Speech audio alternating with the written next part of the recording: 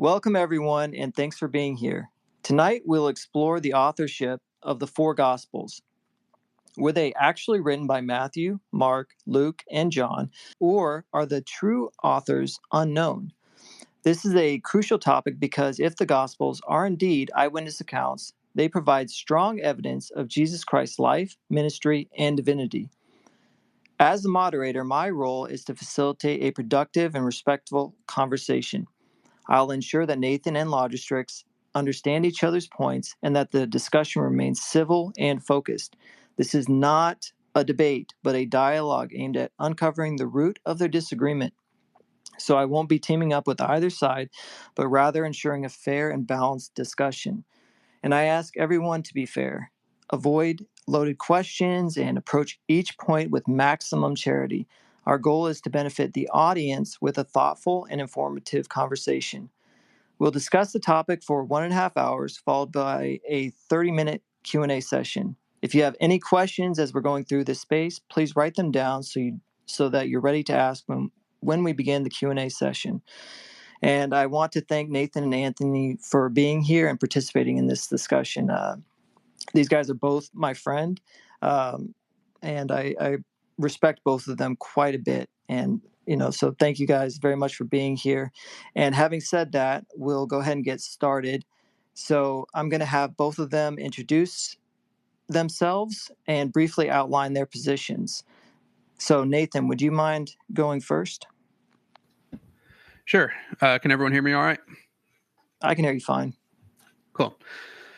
So first of all, thanks, Daniel, and thanks, Anthony, for agreeing to have this discussion with me. My basic position is going to be arguing for the traditional authorship view, which is the view that Matthew, Mark, Luke, and John were either the primary author or either the main author or the total author or the primary author of the gospel, meaning that I think they could have had help.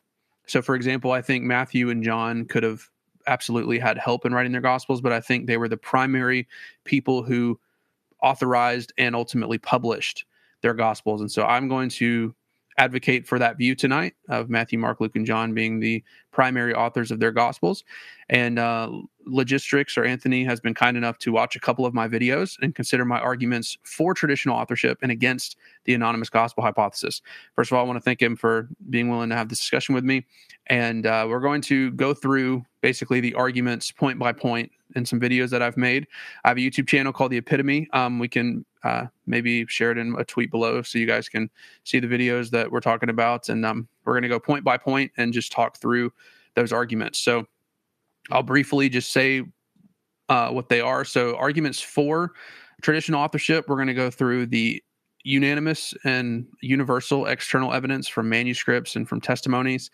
We're going to talk about the very fact that these four gospels were always accepted as authoritative. We're going to look at the book of Hebrews as a test case for what would happen and what we should expect whenever we have an anonymous document. We're going to talk about why these four names were chosen in general. We're going to look at the wide geographical spread of the gospel authorship tradition and testimony. And we're going to look at internal evidences like idiosyncrasies of the authors, and we'll get into that later.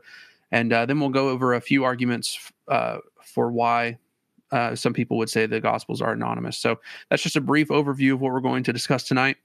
And yeah, I'll be defending the traditional authorship view. All right, awesome. And Logistrix, do you want me to call you Logistrix or Anthony tonight? I don't remember. Probably Anthony is better. I might do like Logistrix, like parentheses Anthony, just so that people are aware of this, like on my tag. Okay, awesome. All right, well, take it away, Anthony. Okay. Thank you. Thank you, Daniel and Nathan as well.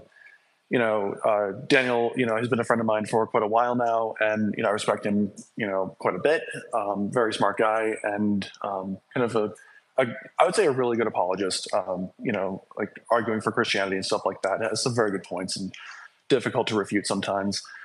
So yeah, I respect him greatly.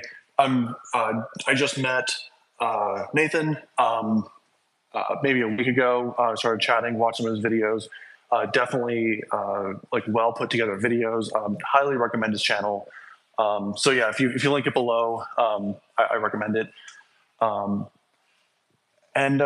Yeah, so basically what he was saying is like, here's, the laid out points. I'll be explaining kind of why I don't think that those points are conclusive or as nearly as conclusive as the Christian case would be. And even to say that we probably, not that we don't know who wrote them, but that it's unlikely that Matthew, Mark, Luke, and John wrote Matthew, Mark, Luke, and John. So it's sort of like a secondary point will be that. So, Anthony, if I could just ask a little bit more, I'm just curious, how unlikely right now do you think it is that the traditional authorship is true? Where would you place the likelihood if you had to give a number? That's a rough question. I don't. Okay, as you know, I don't really like assigning percentages. I'd probably go less than 5%. Less than 5%. Okay, I'm just curious. I hope I didn't put you on the spot there. No worries. But basically, my point is that the traditional authorship, which is basically broken down into 4 different assertions that the gospel we attribute to Mark wrote, was written by John Mark, and respective for the other ones. That we don't know that the evidence for that is inconclusive. That's my main point. And then the second point is it's unlikely that those people wrote those gospels. Okay, awesome. Thanks for answering that question. I was just curious. All right, so let's go ahead and get started. Nathan, I think you wanted to start on your first point. So if you could talk about the unanimous and universal external evidence and how that works and what that means. Sure. So I want to break this, now that I'm thinking about it, I want to break this into like 1A and 1B, because I think that it's ultimately 2 separate points. So first I'll talk about the manuscript evidence, which is just going to be all the manuscripts that we have. And basically every manuscript that has ever been found for the gospel traditions has the correct names attached to them. For example, we've never found a Gospel of Mark with Luke's name on it, or a Gospel of John with Matthew's name on it, etc. All the manuscripts we've ever found have the correct names on them. And the only manuscript we have, there's only one manuscript. It's P1 is what it's called. It's a Gospel of Matthew manuscript, and it doesn't have a title on it. And so other than that one manuscript, every single manuscript that has ever been found has the correct name attached to it. And so that is the first line of evidence that we're going to discuss. And so I wonder, Anthony, why do you think that this would be the case if they were originally distributed anonymously? Sure. That's a great point. I would definitely like to examine that a little closer. So this P1, what's the approximate date for that? And then the subsequent Gospels, I'm assuming that they were written after, or it's a later dating than P1. What's the earliest dating for the next earliest? So that's a great question. So Papyrus 1 is dated to around like the middle of the 3rd century, like 2nd century. It's like a early Gospel of Matthew papyrus, basically. And did you ask what the earliest other manuscript is? Because there are manuscripts earlier than this one. It's just called P1 because it was the first one that was found. But we have manuscripts of John, for example, that some scholars date to like the very beginning of the 2nd century, like around 105 AD and stuff like that. So I would be interested in that. Sure, I could find the exact one. I mean, that'd be tough to explain otherwise. I mean, this would have been maybe a decade, plus or minus after John. I'm saying John in quotes. When I say John wrote John, I'm not like admitting that John wrote John. I'm saying that like John's a placeholder for the author of John. I hope that's okay. It's like a general disclaimer. So this would be then about a decade after John wrote his gospel. From my understanding, yes, and I just looked it up to get a date, and it looks like it's Papyrus 66 is the first thing that popped up. I'm trying to find a date for you real quick. I don't have all the papyrus dates off the top of my head. You don't know all the papyrus dates? Yeah, all hundreds of them. Yeah. I thought you were supposed to be an expert. I'll just say that I know that there is a very early manuscript of John. It's not a full gospel. I'll say that. It's chapters like 17 and 18, which is like Jesus's trial. So it doesn't contain the entire gospel, but it's very early. It's early 2nd century, and it contains like 2 chapters of John. And so that's like the earliest manuscript. And that's kind of the nature of manuscripts because manuscripts break down over time. So obviously it's hard to maintain all of them from like 2,000 years ago. So yeah, that would be the earliest manuscript that I'm aware of the Gospel of John. But all that being said, even though Papyrus 1 is the first manuscript that was found, we found thousands and thousands of manuscripts. We have, I believe, about 5,000 manuscripts total for the Gospels, and all of them except that one has the correct name on them. And it's like, that's very surprising to me if these were originally circulated anonymously. And I know that just so everyone listening knows, some people want to say that, well, the names were added pretty early on. And so even though all the manuscripts have the correct name on them, well, that's just because they were added super early. And so now we can just throw that aside because it was added early. But I personally think that this is ad hoc. I think that if we try to just explain away the unanimous attestation of the manuscripts, it's just kind of like, okay, well, I'm sure you could say that, like, okay, yeah, it was just added early, but all the manuscripts just so happen to have it because maybe Irenaeus added it, or maybe someone a little earlier than him kind of came up with these names. And so, yeah, all the manuscripts that we have that are kind of around that time and after are going to have the names on them. So I wonder if you were going to go a route like that, Anthony, or not. But to me, this is very, very strong evidence because I would agree. Yeah, it's like manuscripts are found from multiple different areas, multiple different countries, and they have all the correct names on them. And so to me, this is very, very surprising on the anonymous gospel hypothesis. Now that's 1A. So now let's go to 1B. Wait, hold on. I'm not done with 1A. Yeah. No worries. Go ahead. Hold on, if that's okay. Yeah. No, I agree with you that would be very strong evidence if that's the case. I'm looking at Papyrus 66, and obviously this is all brand new information to me. I was not prepared for Papyrus 66 or any of this line of evidence. So forgive me if I don't have all the papyri. Is that correct? Memorized, just as Nathan doesn't. But I'm not seeing anything where it is actually attributed to John, just that it is a gospel that we attribute to John, not that it's labeled as John in Papyrus 66. Well, that's because Papyrus, and I'm also looking at another one that says Papyrus 52 is another fragment of John. It's not going to have the name on it. But you have to understand that when we say that all the manuscripts have the names on them, what we're talking about are the manuscripts where we have the top of the scroll, because the titles would have been on the top of the scroll. So, or it could have been on the outside of the scroll. So that's also very important to note, because Papyrus 1 is a manuscript where we have the top of it, but there was also a practice in that time where they would put like a tag on the outside of the scroll. So like they would not have a title on top of it, but they would, roll it up. And then on the outside, they would have a tag that would say, the gospel according to Matthew or whatever. So, but the reason Papyrus 66 and Papyrus 52 and all these early manuscripts of John don't have the name on them is because we don't have the outside of the scroll, or we don't have the top of the scroll. So the only ones that are relevant to, I guess, this discussion would be the manuscripts where we have the top of the scroll and the titles are there. So that's just the nature of manuscripts, though. Oh, no. I mean, I accept that it is possible that these documents could have had names on them. I don't dispute that at all. But what I'm saying is that if there is no name attached to it, cannot be used as evidence of a specific person having authored it. So for Papyrus 66, if it doesn't have that name, that tag, that top paper, whatever it is that names the author, then it's not evidence either direction. It's literally just a document that is fully anonymous until shown to be otherwise.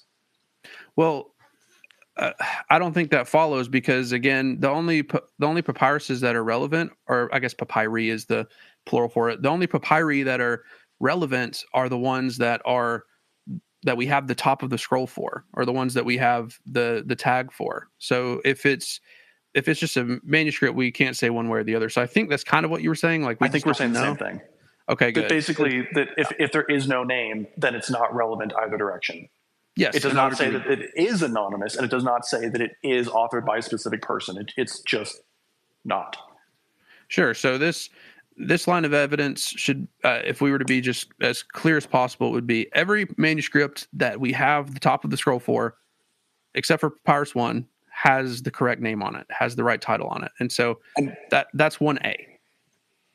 Okay, but my question is, what's the earliest manuscript for which we have a attached name? Well, again, I don't know all the Okay. exact numbers and dates of all of them, but what I know is that the only manuscript that has the top of the scroll that does not have a title on it is Papyrus 1, and that's a Gospel of Matthew. It's in the 3rd century, and we have earlier manuscripts of Matthew from there, so like even earlier ones have it. So because I know we have 2nd century stuff too, and then 3rd century stuff as well. So to me, Papyrus 1 is just kind of like an outlier, and it could have been a case where, again, there was like a tag on the outside of it. So it was not even necessarily that it didn't have a title at all. It's just we don't have it if it did have one. So. Sure.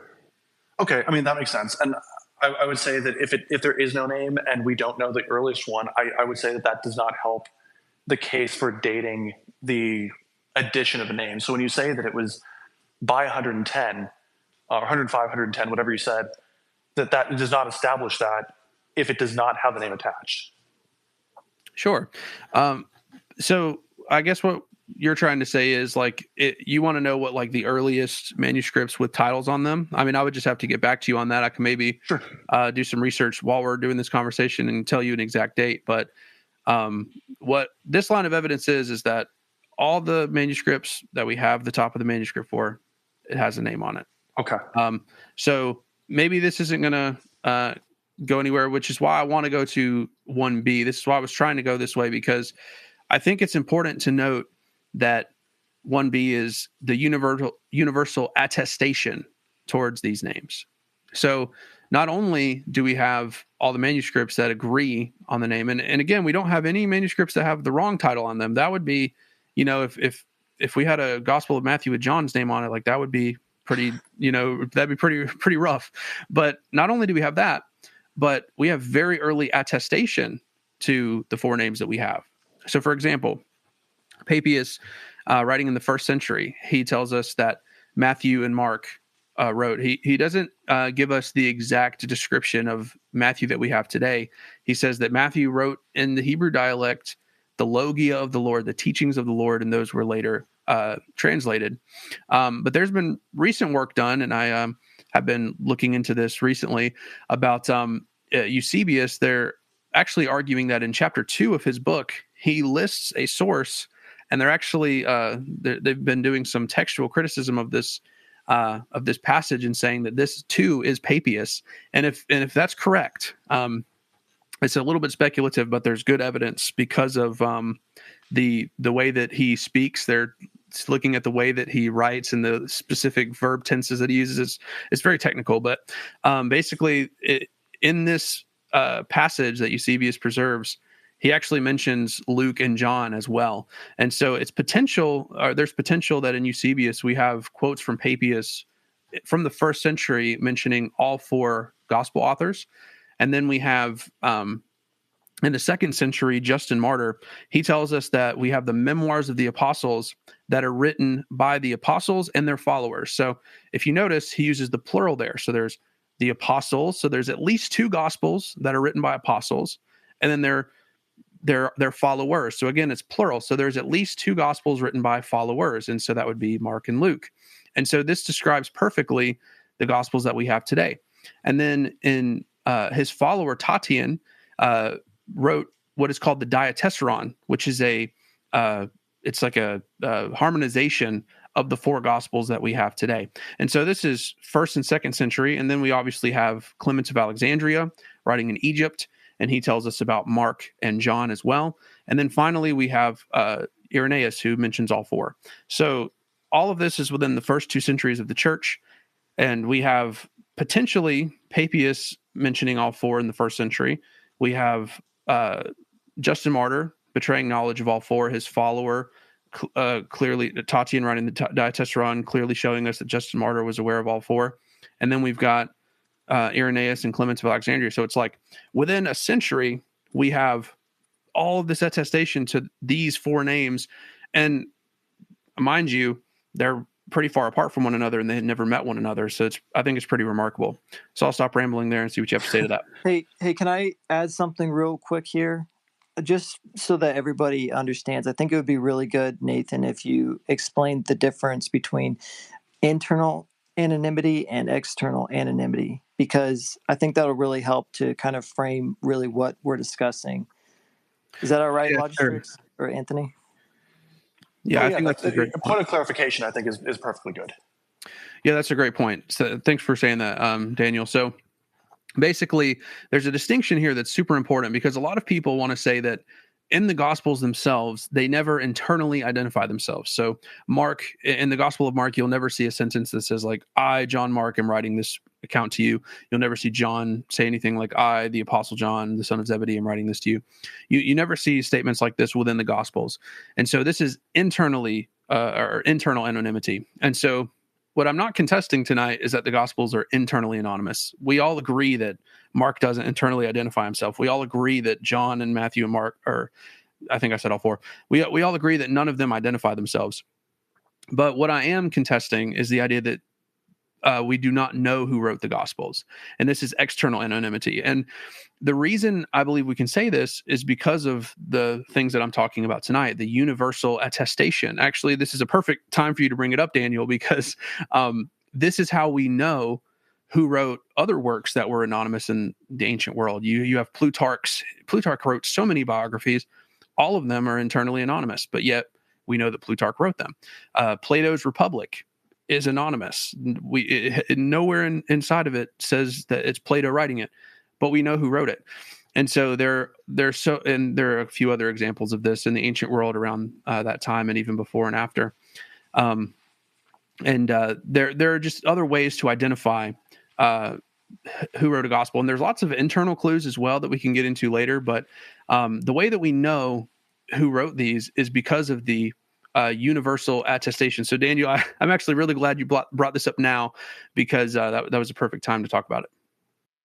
Well, yeah, no worries. I do think that it's important to clarify that distinction, because a lot of people are like, well, the Gospels don't say exactly who wrote them internally, and they think that that means that it's anonymous, and it just doesn't actually follow. A lot of my memes, especially the early ones, they don't have my name tag on them or my watermark, right? But a lot of people will still remember that I made them. It's not like we have to always wonder forever who made this meme or whatever. And a lot of books are like that too, where the author doesn't say his name within the actual text, but it's on the outside, or people remember who wrote it. Anyway, Anthony, sorry about that. So he mentioned universal attestation and talked about the early church fathers and how they all universally seem to say these men, or they all seem to say the Gospels were written by these men. So what do you think about that, Anthony? Go ahead. Sure. I mean, several points were brought up, and so yeah, I appreciate that. I would say that for Papias, for Matthew and Mark, I'm willing to accept that he mentioned Matthew and Mark. For the other ones, I haven't seen anything to that effect. For Luke and John, I mean, I'll take your word for it that there's like kind of a burgeoning textual criticism case to be made. But if it's okay, I don't think it's valuable to address that at this point. Because it's a new thing that it seems that it's not really fleshed out yet. I would say I was just going to say I think that's fair, because it's something that I recently learned about as well. If you want, I can read the quote just so you can hear it, if that's fine with you, or if you want to just move on, we can do that. Time is fairly limited. I think we should move on, Sure. if that's okay. No Unless you like really think it adds something. I don't want to like cut out evidence that you think is really good. But if it doesn't really add to the case, I would say we can ignore it. Sure. Okay, so for Papias, I would say that yes, he mentioned Matthew and Mark, but when he discussed, like he mentioned those names and then said these men wrote, I'm paraphrasing, wrote works, and then described whatever those works.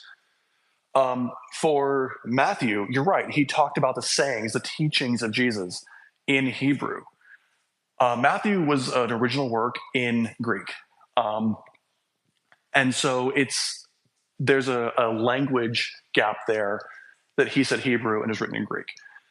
Also, there's a genre mismatch where he says Matthew wrote the sayings, the teachings of Jesus. Matthew is definitely like narrative genre. Let's see. Additionally, we know that it was a Greek original because it matches word for word from Mark. The idea is that if it were in Hebrew and then translated later, that those translations would change. It would say kind of the same idea, but it's word for word, which would be incredibly unlikely if it were a translation from Hebrew into Greek. Additionally, Papias describes Judas' death in detail, exaggerated detail even, like over explains Judas' death, saying he got it from the work of Matthew. This quote Matthew.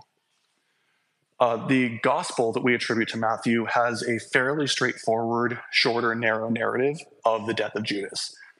So I think we can be fairly confident that whatever document Papias was referring to as Matthew was not like the gospel that we attribute to Matthew now. For Mark, it's kind of the same thing. There's different reasons. I would say that it's probably not quite as good a case as Matthew. But for Mark, Papias says that he wrote down everything from Peter and left nothing out. Mark is obviously a very short, straightforward gospel. So when you say that he was a traveling companion of Peter and wrote down everything Peter had to say, and it's by far the shortest, most straightforward of our gospels, and the original does not contain anything after Jesus like basically appeared to the women in the tomb, and he said basically go tell no one, and then it stops. As I'm sure you're aware, the narrative following that is a later addition. So that's something that I would find highly, highly unlikely if he were writing down everything from Peter, who was one of the people who I would even say had a vision of Jesus. That I would even concede that Peter had a vision that he believed to be the risen Jesus. So I think that if Mark were a traveling companion of Peter and wrote down everything Peter had to say, that the post-Easter vision that Peter had of Jesus would have been in there, and it's not. And that's what I have to say for Papias. If you'd like to respond to that, I know that's a lot, so I don't want to inundate you. But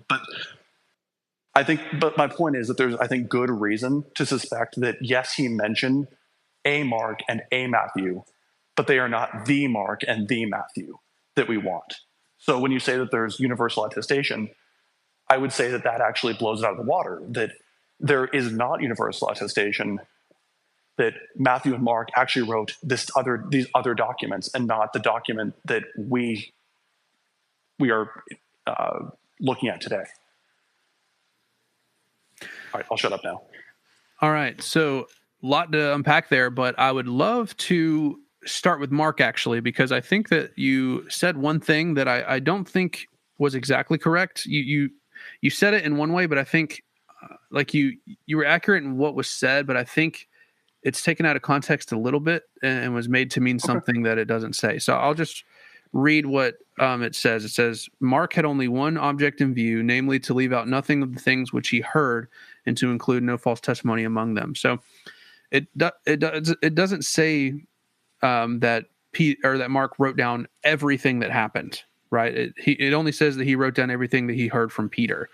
And so, there are very early teachings as well from Justin Martyr, from Polycarp, and from other church fathers that say Peter taught in what are called kriya, which is a way of basically speaking by ancient philosophers. And you'll notice this if you look at Jesus's teachings and his parables and things like this, that basically they are very clever ways of speaking so that your audience can remember your sayings or your teachings better. And so basically what he's saying is Peter would go around and speak in a specific way so it was easy to remember. So in other words, he would use alliteration, or he would rhyme, or he would do a play on words. And, this is just one basic example. So there's this phrase in the Gospel of Matthew where Jesus is yelling at the Pharisees, and he says, "You blind guides, you tithe dill and mint and cumin, but you've neglected the weightier things of the law." So notice how he's doing a play on words here. He's like, you're tithing all these tiny little things that weigh nothing, and then you're neglecting the weightier things. And so this is a way for people to remember it because it's a play on words. Or like with Matthew 16, the famous, "You are Petros, and on this Petra I'll build my church," right? He, in his teachings, he's doing these play on words and these alliterations and these clever ways of speaking so that people can remember it. And so this is how Peter preached. And so that's essentially what Mark's gospel is. It's a bunch of kriya with like some narrative in the middle. Like, then they went here, and then there's another kriya, and then they went here, and then there's another kriya.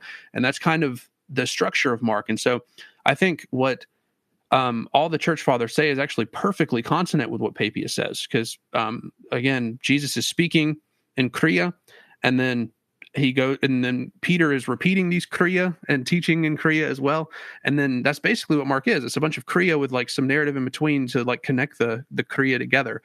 And so, and obviously Richard Bauckham in his famous book Jesus and the Eyewitnesses, he's done like some amazing work showing that Peter is in fact behind the Gospel of Mark. I will just give a couple of reasons. I'm not going to get too deep in the weeds here because I do think that it would just take too long.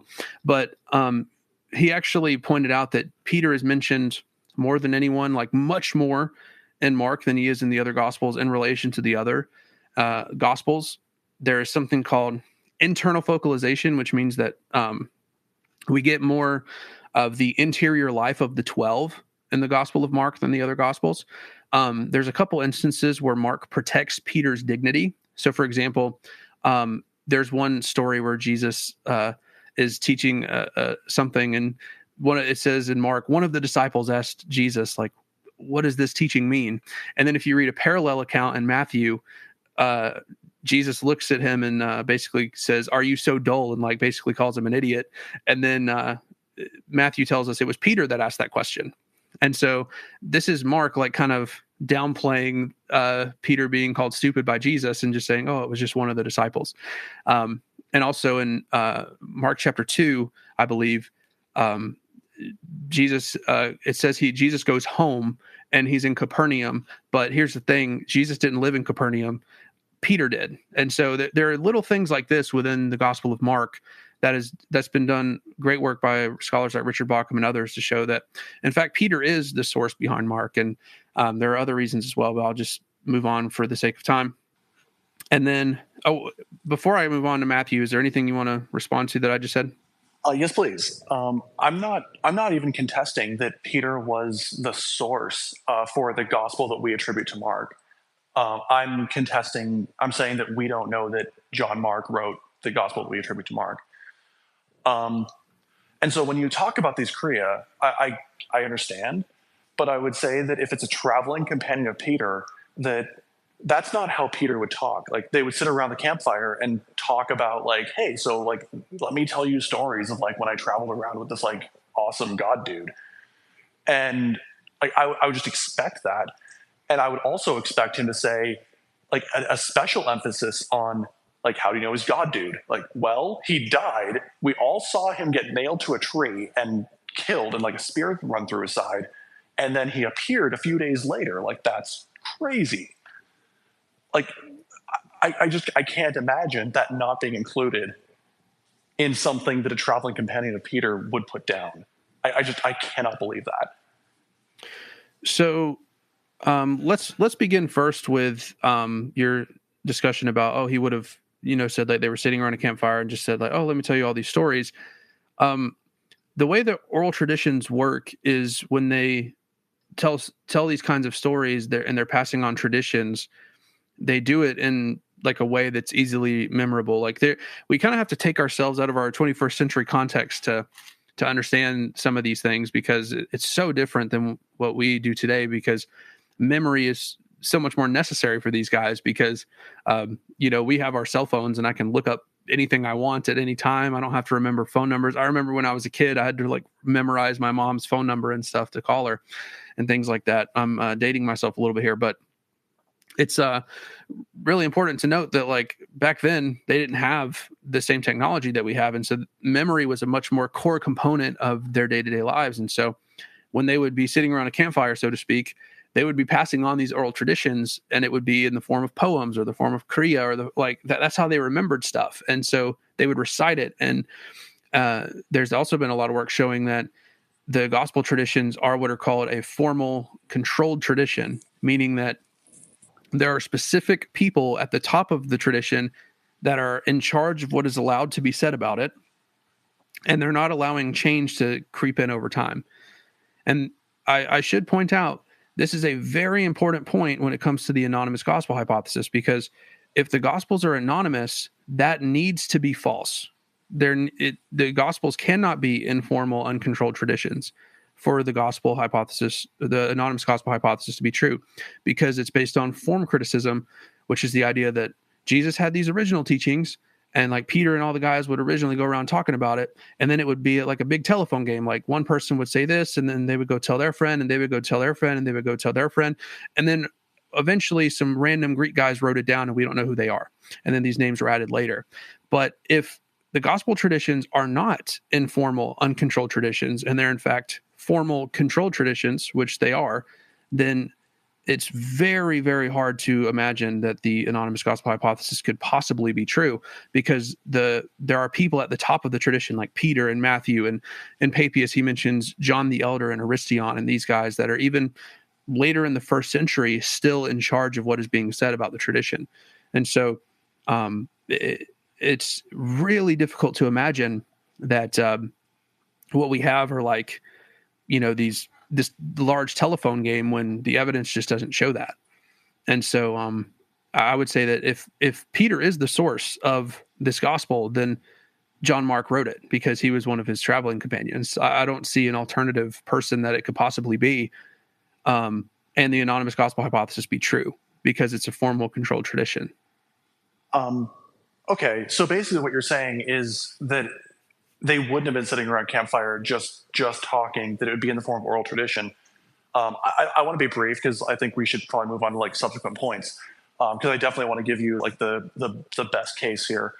But I would say that friends, like traveling companions sitting around a campfire, would not be like having a dialogue in the form of like memorizable oral tradition style, like poetry, prose, like any sort of like Homer sort of style poetry to pass along information. They would just be telling stories.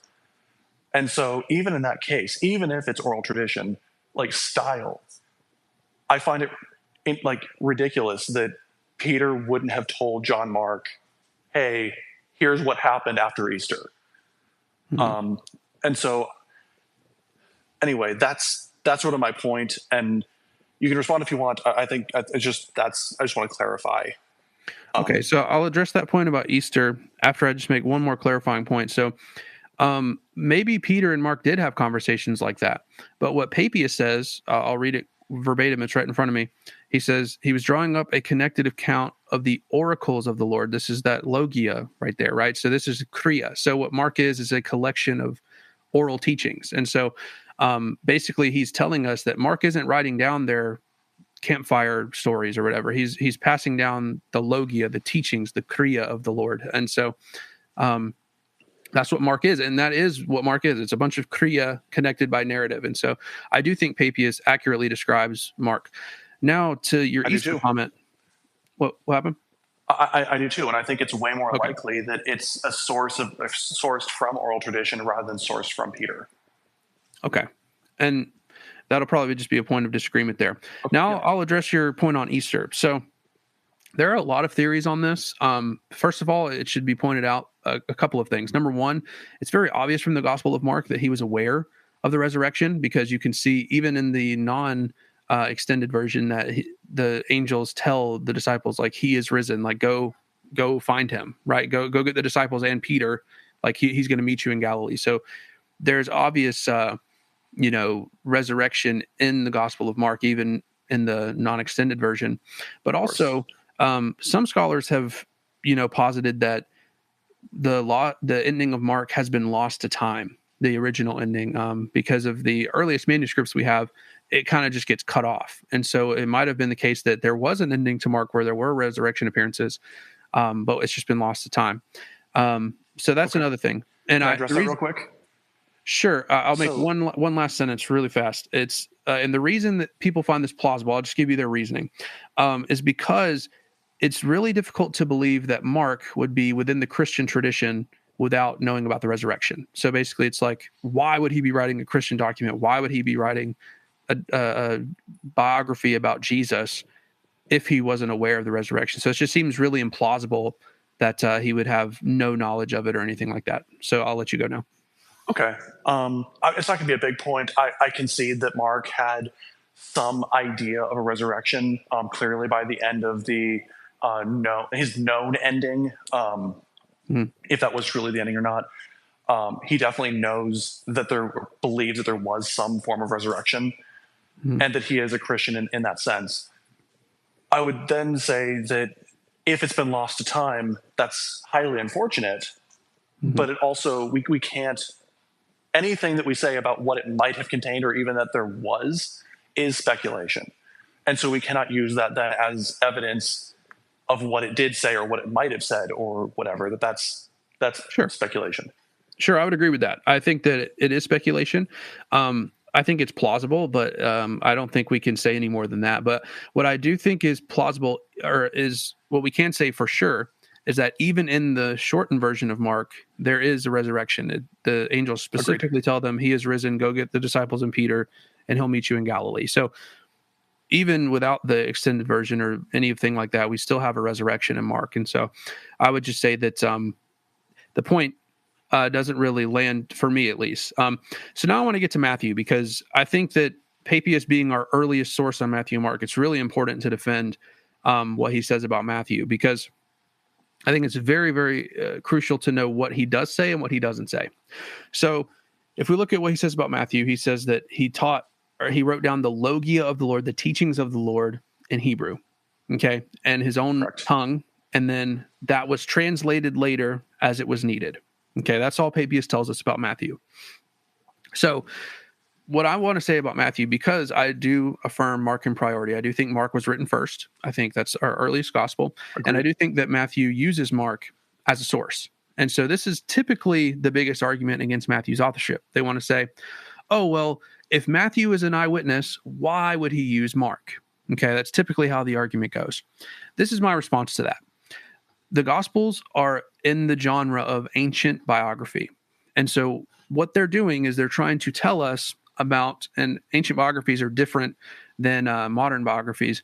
All ancient biographies would do is usually tell us about the most important years of the person in question, which is why the Gospels tend to focus only on Jesus's ministry. You know, I know Luke and Matthew have the birth narratives and all of that, but that's why they mostly focus on his ministry. It's because ancient biographies only cared about, like, why is this guy important? Why am I even writing about this guy in the first place? Let's just jump to that point and let's go. And so because Matthew is a biography, of course he's going to use source material. We see this in modern biographies today. If you were, even with eyewitnesses, look at, let's take a modern example. There are biographies about Elvis, and there are people who write biographies about him, and they were in his life. They were eyewitnesses to his music career, but they still use other sources. They still quote from other people, and they still talk to his friends, and they still learn from other people. And so I don't think this is surprising at all, personally, especially if traditional authorship is true. If traditional authorship is true, and Mark is based on the remembrances of Peter, and John Mark wrote it, one of his followers, then of course Matthew's going to view that as a trustworthy source. And of course he's going to include it in his gospel. It's not surprising at all. What better source could you have than Peter on the life of Jesus? He's the leader of the apostles. And so to me, it doesn't take away from the authorship of Matthew at all, but rather what it does is it just shows that Matthew thought Peter was trustworthy and that Mark was trustworthy. And to me, I think it's more mysterious actually on the idea that the Gospels were anonymous, because I'm trying to imagine Matthew in the first century just taking a random anonymous document that doesn't have a name on it. No one knows who wrote it. And he's like, this is going to be my source material for this Jesus guy. To me, it just makes no sense. And so it's like, only if traditional authorship is true, does it make sense that Matthew would copy from Mark. And so I actually don't think the anonymous gospel hypothesis can even make sense of this. So I'm curious about your response to that. Do you mind? You made kind of 2 points. I'd like to respond. Yeah, sure. Okay, so as far as Matthew using Mark as a source, I tend to agree. I would say that, your Elvis example is a great example. That, of course, biographers who were eyewitnesses use other sources. Of course, that's always been true. It's true today. What I do find surprising is that Matthew would use Mark like verbatim as a source for an event in which Matthew was present and Mark was not. For example, when Jesus meets Matthew, Mark has that narrative in his gospel. The gospel of what we attribute to Mark has that full narrative. It is copied verbatim from Mark into Matthew. And it's the narrative of Jesus meeting Matthew. I don't see that. I don't see him using that as authoritative. I think that he would, even if he had it in front of him, he would use it. He would write it in his own words. I think that that's not something that I would do, and I don't think it's something that any biographer would do if they had direct experience with a certain event and another person did not. They would not use that as their source, especially verbatim. So yeah, this is a really important point, and so I think that it's great that you bring it up. So I think that first we need to talk about the standard practice for biographies at the time. So biographies at the time of the Gospel's authorship, the whole idea was that you kept yourself anonymous, which is why this conversation is even happening right now, because they don't internally identify themselves. And so Matthew is not going to take the attention off of Jesus. He's going to just tell the story. But I even think within the narrative of Jesus calling Matthew that he gives you an indication that it's him. I'll tell you where it is. He actually changes Mark's account in one specific part. It says, while Jesus was having dinner at the house, instead of, a tax collector's house, he says they were having dinner at the house. And so that kind of gives you the indication, like, yeah, this is Matthew's house. Like he changes it in a very specific part when it's talking about his house. But also importantly, again, the gospel authors are keeping themselves anonymous. I think this is really telling in the Gospel of John. So sorry to change subjects a little bit, but it's relevant. I'm not just talking about something random. So in the Gospel of John, in chapter 1, basically, Jesus calls the disciples. He calls Andrew, he calls Peter, and then there's an anonymous disciple that he calls. And there's no reason for this person to be left anonymous unless it's the author. And if you look in the Synoptic Gospels, you'll see that when Peter and Andrew get called, guess who else is there? James and John, the son of Zebedee. And so, and it's also very curious that John, the son of Zebedee, is never named one time in the Gospel of John, but he's a very prominent character in the other three Gospels. John, the son of Zebedee, is like in the inner three. It's James, John, and Peter. But mysteriously, in the Gospel of John, he's anonymous, and he's not mentioned one time by name, a single time. And so it's like, this is just the common practice. Plutarch, again, completely anonymous in his biographies. Porphyry, like all these guys are anonymous within their biography. So if, the Gospels are within the genre of ancient biography, I don't think it's surprising at all that Matthew doesn't like kind of say, hey, this was me, Jesus called me, and this is what I did, and this is what I said when he did that. No, he just tells the narrative as it happened, and he uses Mark as his source to not, tip it away that it's him. But he does have these little things that he, when he says it, they were at the house and things like that. So anyways, I'll let you respond to that. I understand. I don't think it rings true for me. I mean, I think if he were to just write a narrative in his own words, and not use Mark as like verbatim, except for one small change, I don't think I don't think he would do that. I think he would write it in his own words. And even if he wanted to remain anonymous, he could still do that. He was clearly able to do that in other parts of his gospel, to write down apparently what he saw without tipping his hand that he is the author. Well, I mean, I'll just say that I don't think that we get to say like what Matthew should have done or like what we would expect him to do. You know, it's like what we have is we have unanimous attestation to his authorship, and we have we do though, and No, Papias. Papias does mention someone, and we have good reason to suspect that he's not referring to our Gospel of Matthew. So that discounts the universal. I don't agree. And so I guess it's important for me to, I guess, continue defending Matthew, but from Papias. But before I say that, just for the sake of argument, we have universal attestation. I'll defend Matthew from Papias in just a moment to show that that is true. But we have universal attestation to this authorship. We have, the manuscript tradition. We have all these manuscripts. We have within the Gospel of Matthew. Even in this narrative, he tips off that it's him by saying the house rather than the tax collector's house, or I forget exactly how it's worded in Mark, but Matthew changes it to kind of tip away that it's his house. Can I ask a question? Sure. So you basically said in one breath that he wanted to remain completely anonymous, and then the next breath you said that he wanted to tip his hand that it was really him. Well, he's not. It seems like it's a mismatch in motivation. So I guess I misspoke there. What I mean is he's definitely trying to remain anonymous by saying it's not me. He's not using first person, but in the way that he writes it, it would naturally be the case that Matthew would say something like that and not someone else, is what I mean. Like the way it's said, it's like we were at the house. Like someone whose house, that's not their house, you would never call someone else's house the house.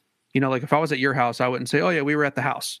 I would say we're at your house, right? And so the way that it's worded kind of lets you know that it's him, even though it's not super obvious. Only like a super attentive reader will catch something like that. And so he is trying to remain anonymous, by not saying it's me, like he called me and all that. So I don't. And Nathan, I think you guys might be speaking past each other here, where you're not trying to say that he was intentionally trying to tip his hand. You're saying that this is something that was probably done just because he's literally the one writing it, and it's an accidental thing, just a natural way for him to talk about his own house. And so it's not like he's trying to hint, hey, this is my house, to the reader. I think, when you agree, Anthony, that he expected that everybody would know that he wrote the gospel, so he's not like trying to actually hide his authorship necessarily because he expects everyone is going to know that he wrote it. It's just that inside, in order to be professional and what they were going for, he shouldn't be making it about himself. So this would be not an intentional tipping. It's just something that would naturally happen when you're talking about your own house. Is that what you're trying to say, Nathan?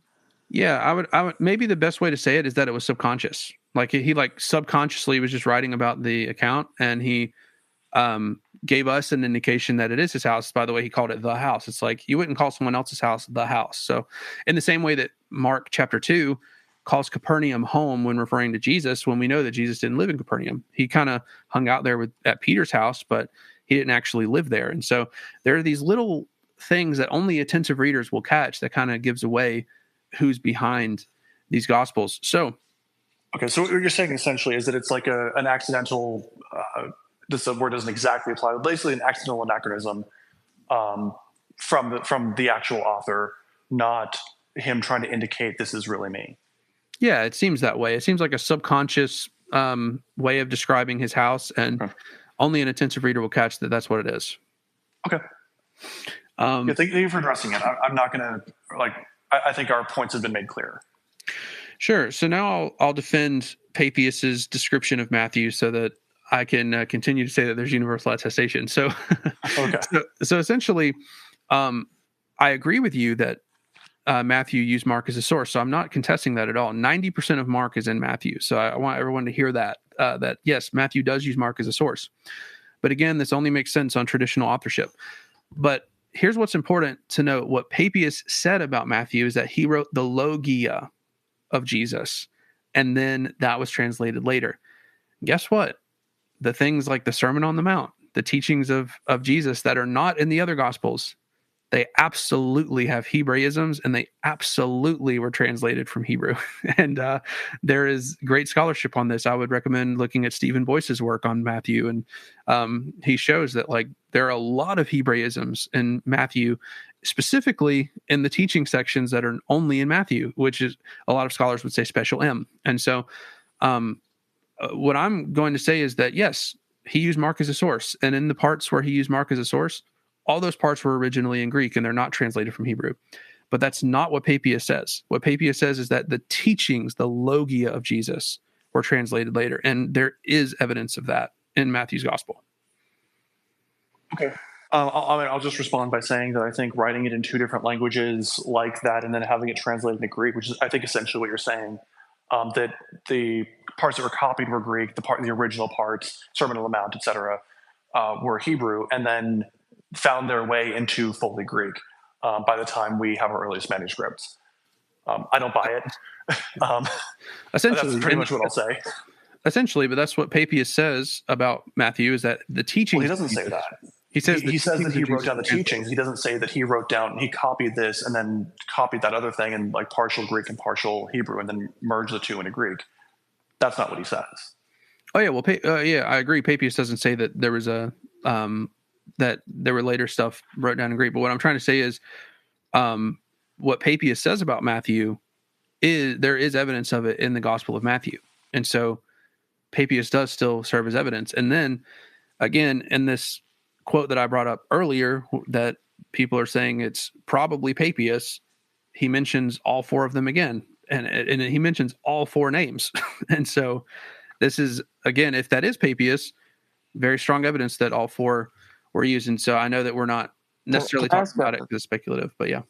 Can I ask a clarifying question real quick? I might be the only one, but what exactly is the disagreement about Papias?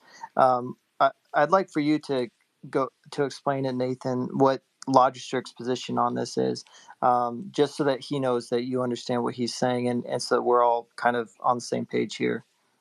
Sure. So basically what he's saying is Papias says about the Gospel of Matthew that Jesus, Matthew wrote down the logia of the Lord. He wrote down the teachings of the Lord, and then that was translated later. And so his point is what Papias says about Matthew does not describe the Gospel of Matthew. So like the Gospel of Matthew that we possess today in our Bibles is not what Papias is talking about. And so he's saying Papias does not serve as attestational evidence for the Gospel of Matthew, because what he's talking about does not describe our Gospel of Matthew in the Bible. Does that sound right, Logistrix? Yeah, pretty much. Okay. And I'm just disagreeing because I'm saying that it's clear that the sections of Matthew that were translated from, there are sections of Matthew that were translated from Hebrew. There's clear Hebraisms, and it's specifically in the parts that are only in Matthew. And so this would be what Papias is referring to, and other quotes from other church fathers as well, because he's not the only one, so that there are other people that mention Matthew, and all of them say the same thing. All of them say Matthew wrote originally in Hebrew, and then there was in the second century, there's the Muratorian fragment, which says this as well.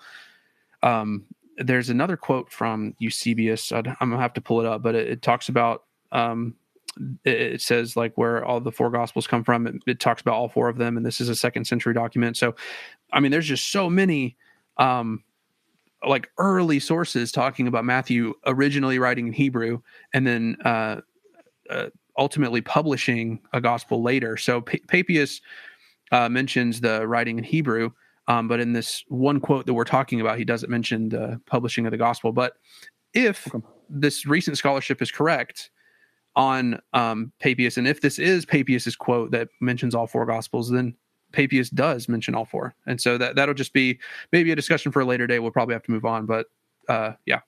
Yeah, I would just say that I understand your point. I appreciate it. It again doesn't ring true for me. I think that when they say that Matthew wrote in Hebrew, I think that does mean that it's not the book of Matthew that's in our Bibles today. So, which you've already addressed. So I just want to say, just for clarification. Sure. Anthony, I am just curious. Would you agree that if it is the case that when we look at the text of Matthew, that there clearly are indications that it was translated from Hebrew, wouldn't that serve as at least some corroboration for what Papias is saying? Or do you think no? I'm just potentially curious. I would say that it's more cogently explained by having a Q source. Okay, I was just curious. And I do want to say real quick before we continue, we only have about 15 minutes left. Time has been flying, and we're still on the first point. Oh, wow. So we might have to do like 5 more of these.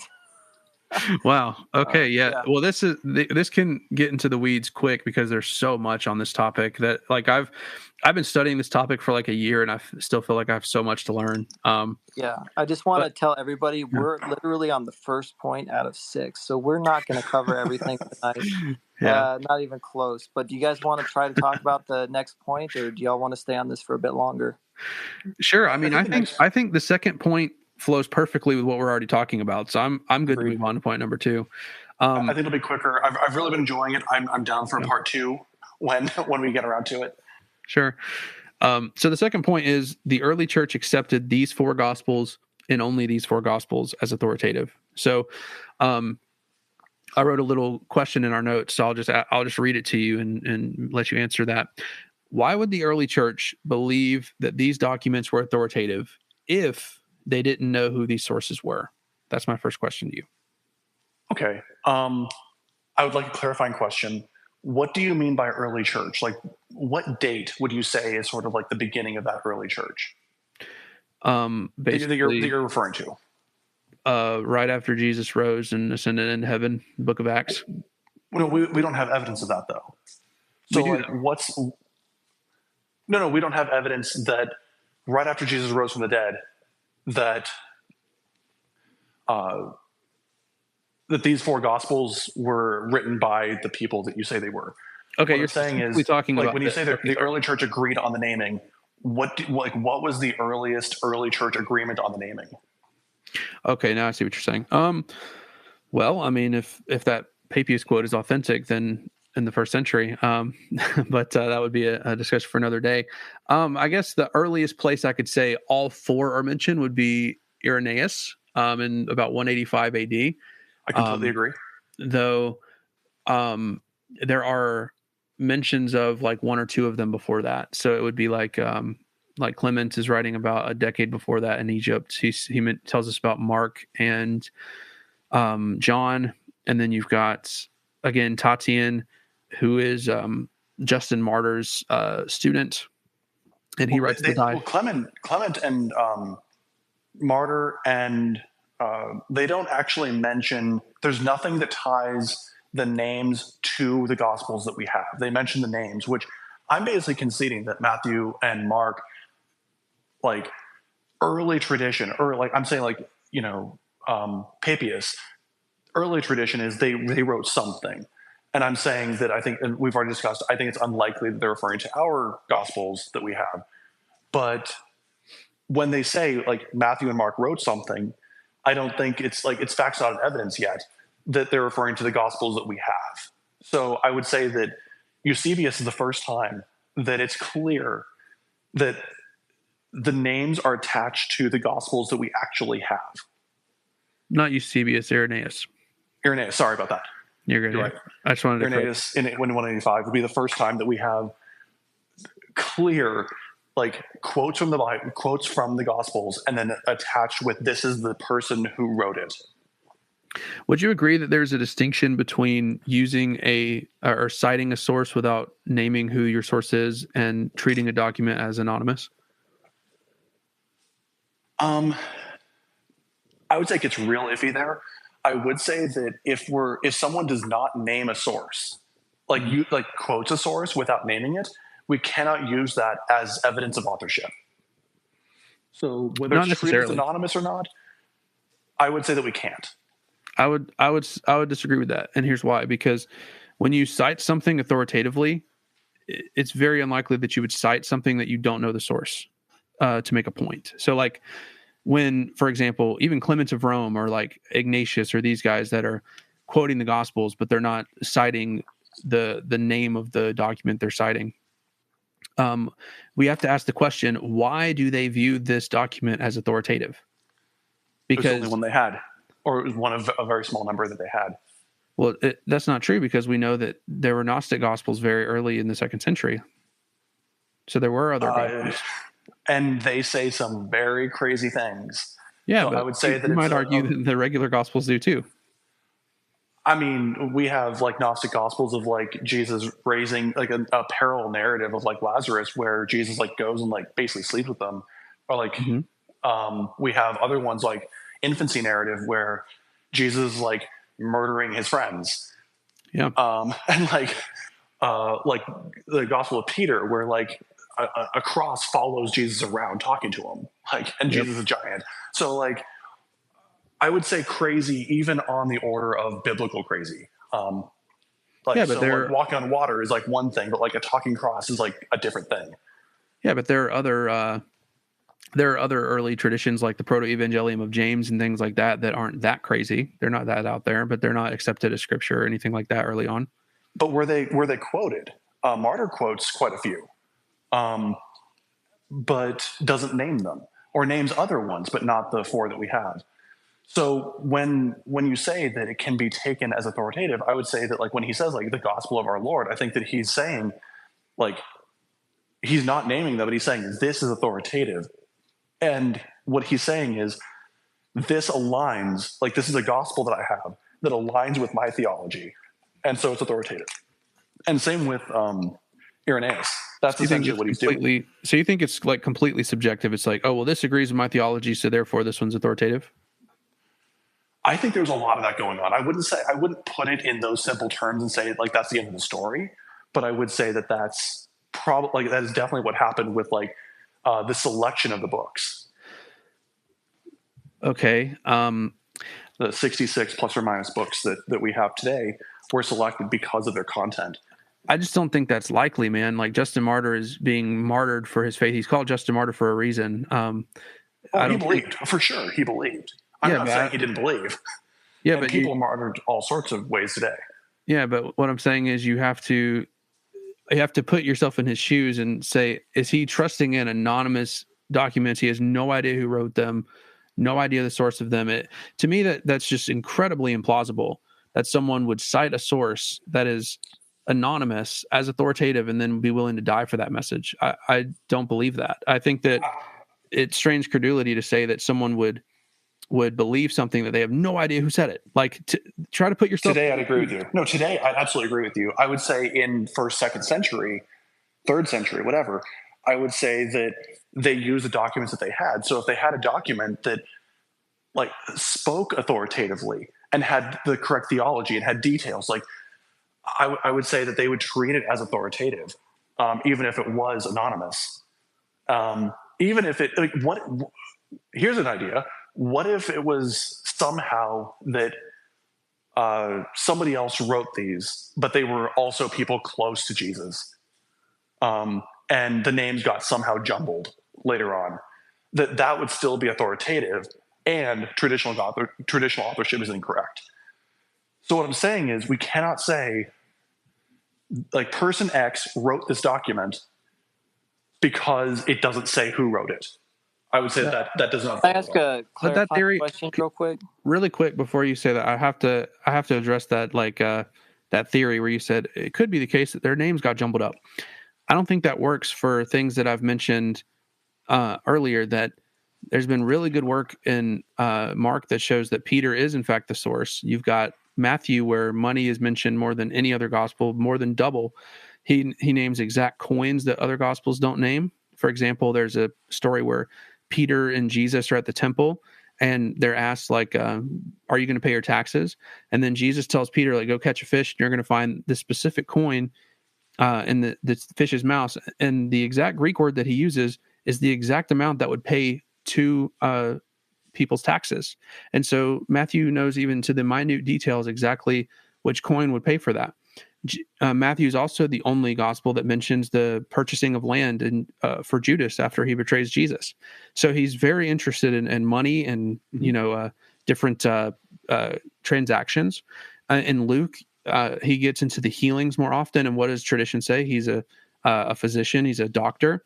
And then there's things in John that I think only an eyewitness could know. For example, he talks about elevation of specific cities. He talks about they went out into the water, and they went out 3 stadia, and they were in the middle of the sea. And then if you measure it today, guess what? That's in the middle of the sea. And it seems like only a fisherman would know that. And so there's just a lot of things within the Gospels that say that there's no way the names were scrambled. That's not even a kind of plausible theory. No, I'm not saying that is the case. What I'm saying is that I'm saying in a general case, when you say that that a work is cited without naming it, that's evidence that a specific person wrote it. And I'm saying that absolutely does not follow. Say that one more time. It doesn't necessarily follow. And this is what I wanted to clarify. I think both of you guys would agree that both of these theories are possible, because you're both positing a theory. Nathan, you're saying that it makes more sense. The better theory here for why the early church refers to these gospels as authoritative is because they knew where they came from. They knew that they came from men that were in a place to know, and so they said these are authoritative sources, and that's why they did that. Whereas you, logistrix, Anthony, you're saying that they, just because they used them authoritatively doesn't mean that they knew who wrote them. And so it's two different theories. But I'm curious, Anthony, which theory do you think is actually the better theory? Because both theories are possible. I think both of you would agree both theories are possible. Certainly. But which is the better theory here? If you're asking me, I would say mine. And here's why. Justin Martyr does cite other works. He cites a lot of works, and he'll say like this work, and he'll quote it, and then say written by whoever in whatever passage. But he doesn't do that with the Gospels. And so the question would be why. And I know that I don't want to put words in your mouth, but I think a rebuttal would be, well, but people knew who they were, and that's basically the point. But people knew that Mark wrote Mark, Matthew wrote Matthew, etc. I would say even today, when you go to church and you sit down and they open their Bibles and they start talking, they don't just say, and I'm going to read from the gospel of our Lord. Generally speaking, they'll say, here, like, I'm going to read from the gospel according to Matthew or whoever. And so even today, where it is absolutely universally accepted at churches who wrote which gospel, even today, they'll mention the name.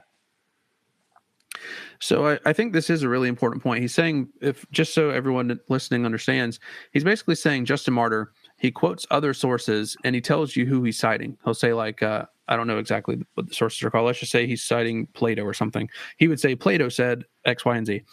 Correct. But when he quotes the Gospels, he doesn't say the source. He doesn't say, and according to the Gospel of Matthew, and then quotes Matthew. So that's what he's saying. Justin Martyr would say something like, according to the Gospel of the Lord, and then he would quote Matthew.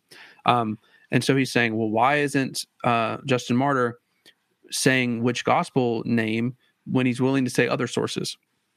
And so I think this is a really important point, and it actually gets into our third point, the book of Hebrews, because there is a distinction between using a source authoritatively and citing them without telling you who the source is, and thinking that a source and treating a source as anonymous. And the book of Hebrews is a perfect test case for this, because the book of Hebrews is anonymous and it is accepted as anonymous. And in the early church, what we have is early attestation that Hebrew is scripture, but we also have people being like, well, who wrote it? We have theories saying Timothy wrote it. We have some church fathers say that Luke wrote it and in Greek, and Paul had originally written it in Hebrew, and then Luke translated it to Greek. We have some theories that Barnabas wrote it, I think, one church father says.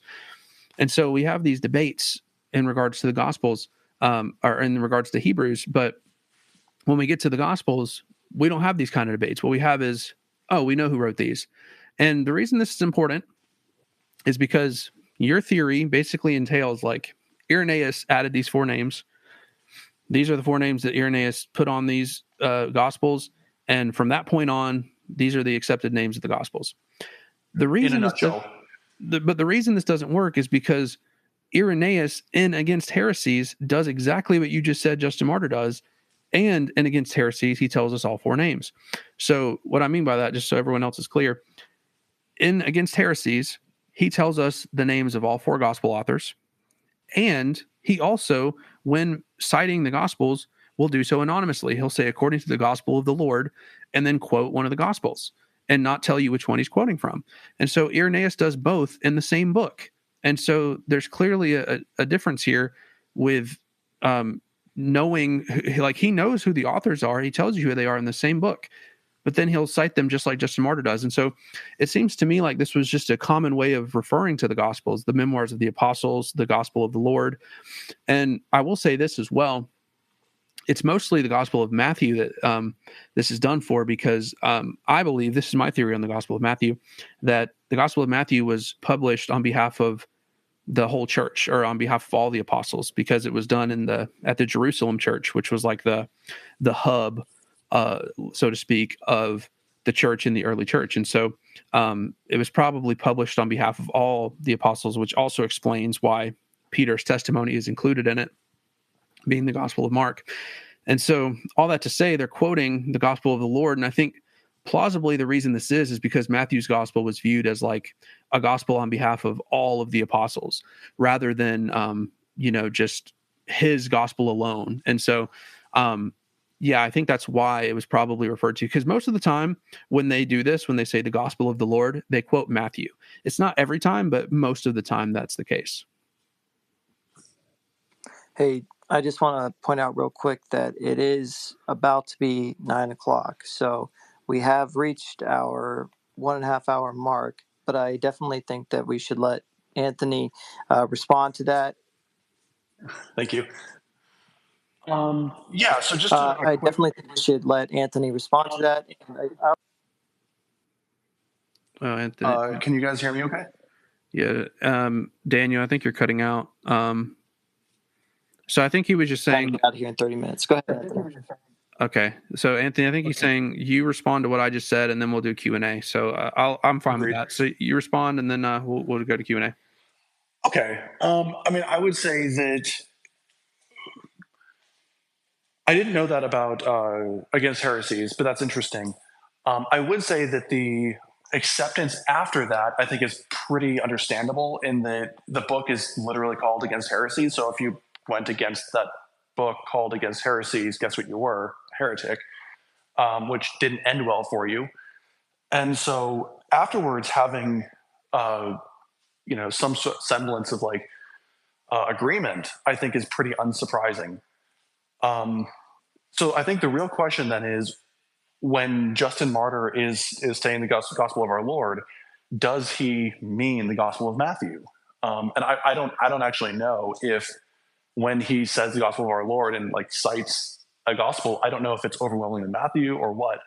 So I guess that's further reading. Maybe something that we can touch on maybe in round 2 coming up. But I would say that Justin Martyr is anonymous in terms of like what he says the authors are. Irenaeus is not, but I'd be interested in sort of, when you say like the Gospel of our Lord in Irenaeus, I'd be interested in kind of what he means by that, and kind of diving a little bit deeper into that. So I don't have a great response for it at the moment. So I will just say really quick, just a clarifying point. It's not always Matthew. There are, I think, First Clement says the Gospel of our Lord and then quotes Luke once. But most of the time it's Matthew. Matthew was the most disseminated gospel in the early church. So like Clement of Rome, Justin Martyr, Ignatius, a lot of these guys are quoting Matthew most of the time. Ignatius quotes Luke a couple of times as well in his letter to the Romans. He's talking about, I want to die and go be with the Lord.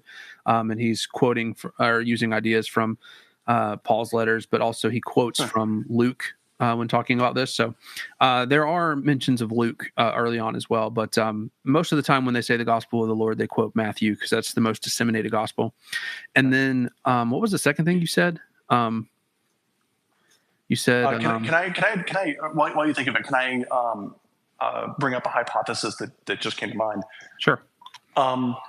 Prior to Irenaeus, is it possible that the gospel that we now attribute to Matthew was basically titled, or colloquially titled, as the gospel of our Lord, and that was the common way of referring to it, and Irenaeus tacked on Matthew, but it wasn't Matthew before, it was the gospel of our Lord, not Matthew before, and now Irenaeus is saying it's the gospel of our Lord and Matthew, and that name was added by Irenaeus, and it was not known as Matthew before, but simply the gospel of our Lord, and that's why it was referred to as such by Justin Martyr, overwhelmingly. So I would say no for a couple of reasons. The idiosyncrasies of the authors that I mentioned, Matthew talking about money, I think a lot of people recognize it was the tax collector. I think that Papias, again, I know we disagree on Papias, but I do think Papias talks about Matthew writing. And then if this quote in Eusebius that new work's being done on is from Papias, then he absolutely mentions Matthew another time, publishing his gospel before he goes out to do his missionary work. And then the Muratorian fragment, which is, I think, around the time of Irenaeus or maybe slightly before, also mentions Matthew as well. So I think there are there's a lot of attestation to Matthew before Irenaeus. So I don't think it could be titled that, but I definitely think it's possible that they just call it the gospel of the Lord. But I will say, I disagree that Justin Martyr believes that the Gospels were anonymous, because he does say the memoirs of the apostles, and he says that they were written by the apostles and his followers. So that tells you that he knew who they were. It's okay. Not. I don't think it's likely that he would be able to say a statement like that and not know who they were. So I'll leave it at that. We can go to Q&A. Okay. I mean, you guys I would both say good with that? He could be. He could be making it up, or whatever to add authority, but whatever. So the ability to say it is there. So you guys want to go to Q&A then? Anthony, are you good with that? I'm good. All right. So we will go ahead and move to Q&A. We've got 25 minutes. I really do want to try to get these guys out of here in 2 hours if possible. So I'm going to try to not take too many questions, but if anybody does have a question, please request a mic and we'll get you up here, and try to be brief, and let's do it. So, and if you do have a question, put your hand up. So really Nicholas, quick. Yeah. Hey, Daniel, there's a few questions about how to raise your hand, if you would let people know. Sure. So it depends on what you're using, but do you see this insignia that I just put on my avatar here on my PFP? If you put that up, that's how you raise your hand. And if you don't know how to do that, or if you're not able to do that, then do the wave like this and just hit that like 3 times, and I'll write your name down and I'll understand that you're trying to put your hand up, because not everybody has the ability if they're on a PC and that sort of thing. Sometimes they're not able to put their hand up for whatever reason. So that's how we'll work it. But only one person has requested a mic so far, and it's Nicholas. Nicholas, did you actually want to ask a question, or... Oh, Jesse is wanting to speak as well. Yeah, go ahead, Nicholas. Yeah, so I actually have 2 questions, but I'll stick with one for now, and then if I come back around, I'll ask my second question later. My first question to be for both of you, if you guys wouldn't mind, and I would this is something that I haven't really thought about until more recently, but if I were to ask, like, if the Gospels are anonymous, if Logistrix's theory is correct, so what? I don't mind going first. If the Gospels are anonymous, nothing really changes for me. I mean, if they're written by the people that said they wrote it, I would say not a whole lot changes for me. I mean, I would probably take them more seriously. But if they're anonymous, I'm an atheist, and I would continue to be an atheist. I don't know, Nathan. I'm sure you have something to say. So I actually had to drop out of the call and come back because I couldn't hear anything. Could the question be repeated, please? I can repeat it real quick. He just asked if the Gospels actually are anonymous, so what? And he kind of wanted to get both of your thoughts on that question.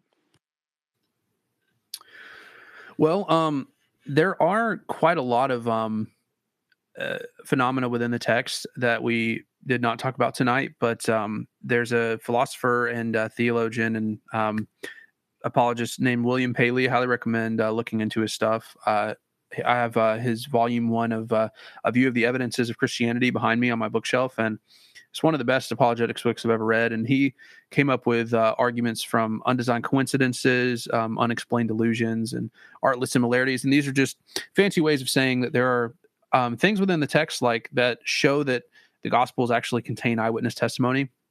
Like they corroborate one another's testimony. The characters within them are consistent across multiple scenes in different Gospels. You've got the unexplained illusions, or like they kind of drop stuff that only someone within that time would know, and they don't explain it, and things like that. So this kind of, I think, validates that at the very least, the Gospels do contain eyewitness testimony.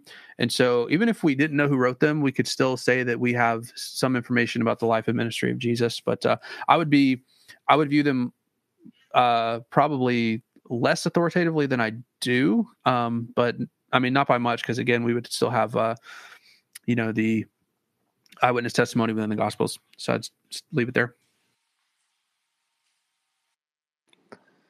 All right, awesome. So we have someone else requesting, the independent Muslim. Let's see if we can bring him in here. He might have a question for us. See, he's loading up. So did you have a question, independent Muslim? Go ahead. Not really a question, but anyway, good morning, good afternoon, good evening, wherever you are. Thank you for the opportunity. I got to read the Bible. It was a time of my life where I was a little bit confused. It was right after 9/11, and a lot of people told me I should read the Bible and kind of abandon Islam. Now, so I come with a little bit of background about Christianity and Jesus from the Quran, but when I read the Bible, it was extremely insightful. It was extremely, extremely insightful. In fact, I think you don't understand who Jesus is, and you don't understand what's going on. I'm sorry, I got a call. Just a second.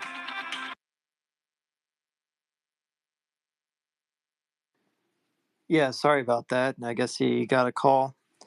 So does anybody else have a question? If you do, go ahead and request a mic. I think Jesse did. I'm not sure. He's putting his hand up, and I keep sending him an invitation to grab a mic, but he doesn't seem to be getting them because he hasn't been able to actually get a mic yet. So I am inviting you to speak, Jesse. I don't know what you're using, or maybe it's a technical issue on my side. So I do see you. I am trying to send you a mic. I don't know what's going on. How many mics are allowed, or is it maybe there's not enough? It's 12. No, Okay, there's 20. Yeah, okay. We have plenty. It's just a weird thing. So while we're waiting for somebody else to come in here, I did kind of want to see what you thought about this, Anthony.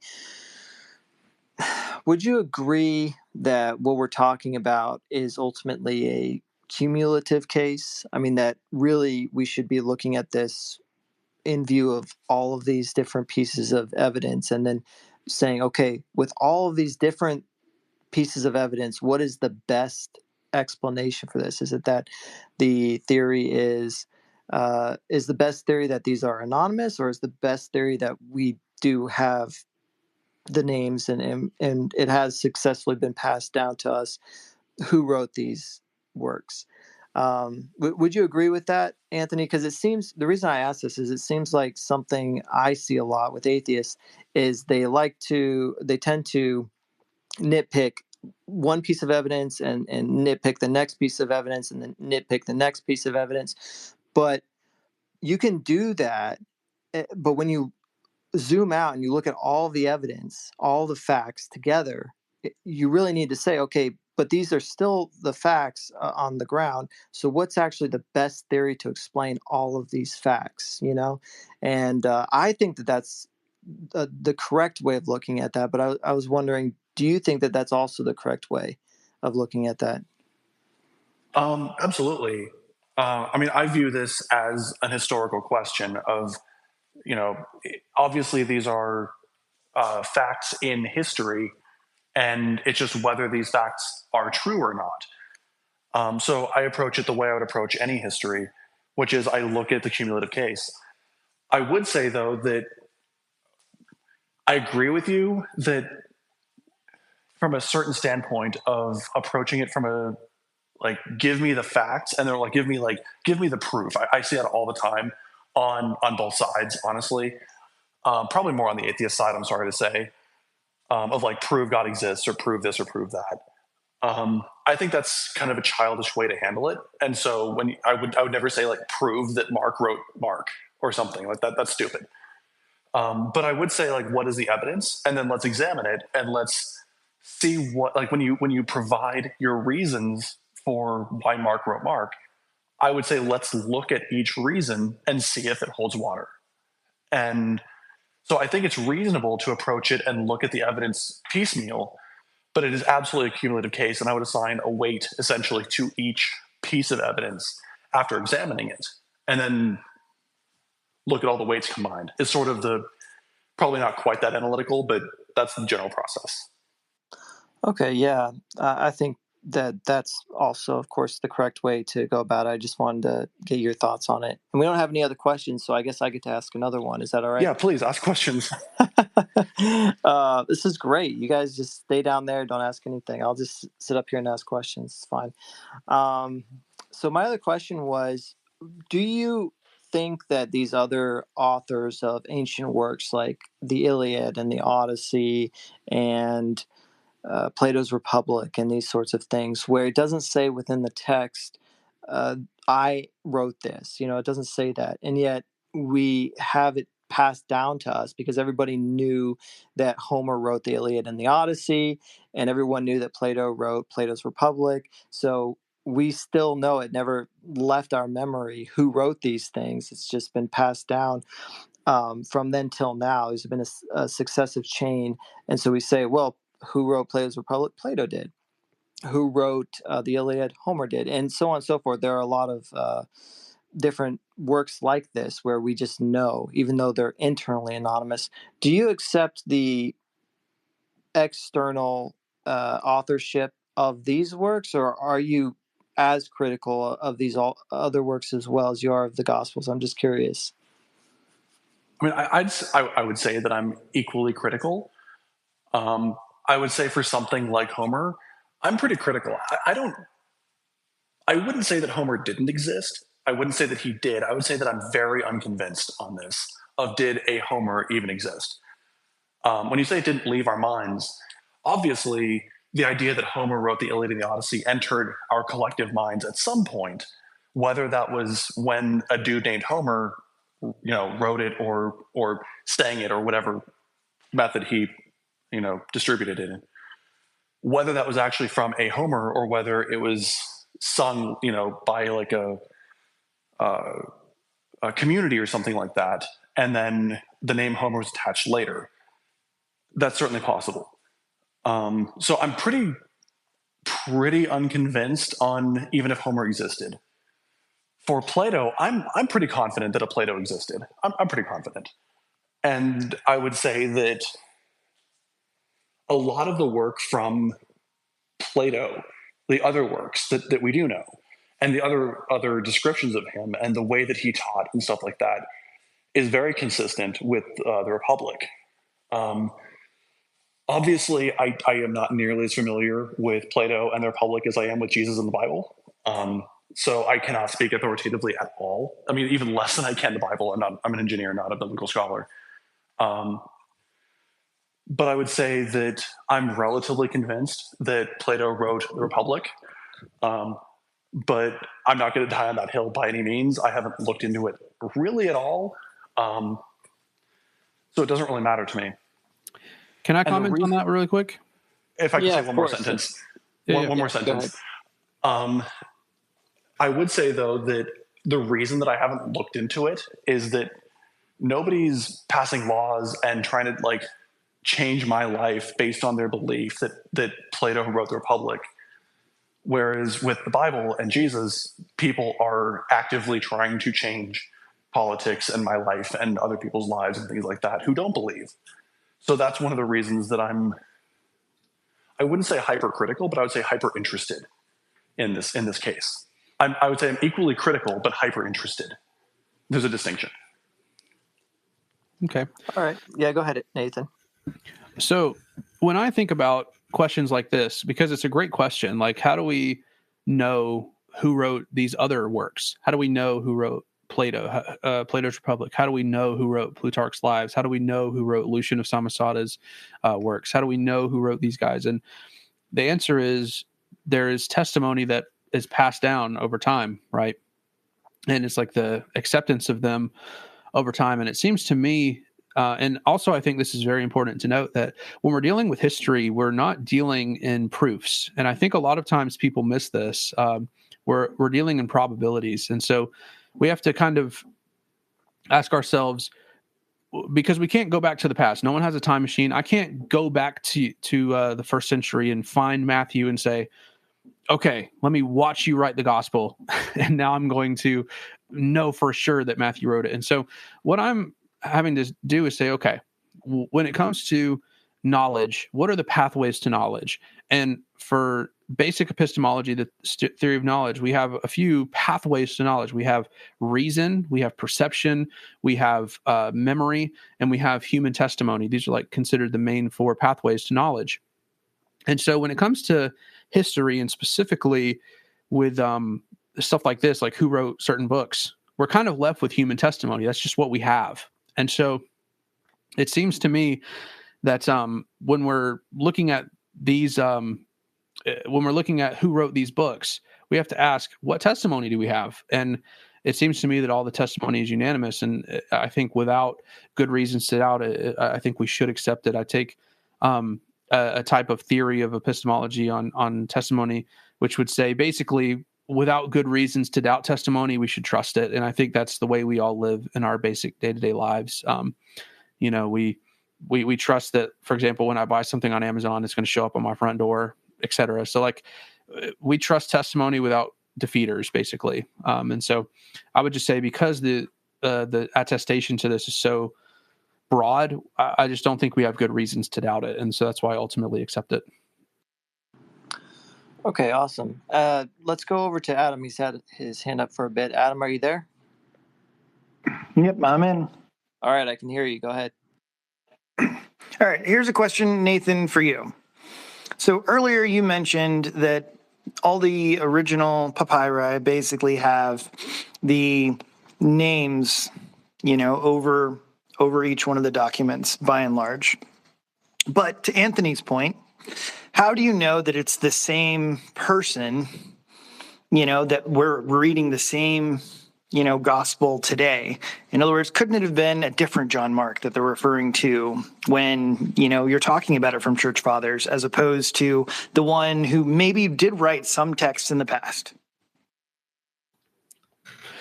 So to clarify what you mean, are you kind of asking like, so we have John Mark that was the follower of Peter. Are you saying like maybe there was a different Mark that wrote the gospel? Is that what you're asking?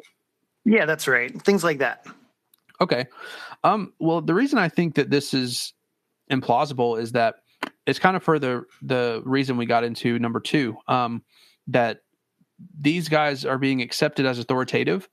And for example, even Justin Martyr, who doesn't say the name when he says the gospel of the Lord, we have to ask, why is he citing this authoritatively?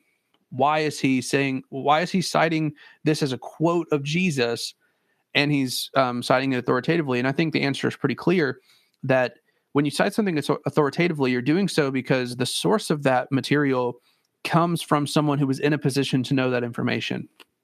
And so, for example, I would never cite, sorry, Adam, just to pick on you a little bit, I would never cite you as like an authoritative source on like, I don't know, the origins of Disney or something. You know what I mean? Like I just don't particularly think that you would know a lot about that. And so what I would do is I would go to people who are in a position to know that information, and I would get that information from them. And so in the same way with the Gospels, and here's something that Anthony said that I do disagree with in the conversation. I didn't get to say it before, that when they're citing it authoritatively, I think it's because they know that the people that they're citing were in a position to know that information. I don't think it's just like, oh, this agrees with me.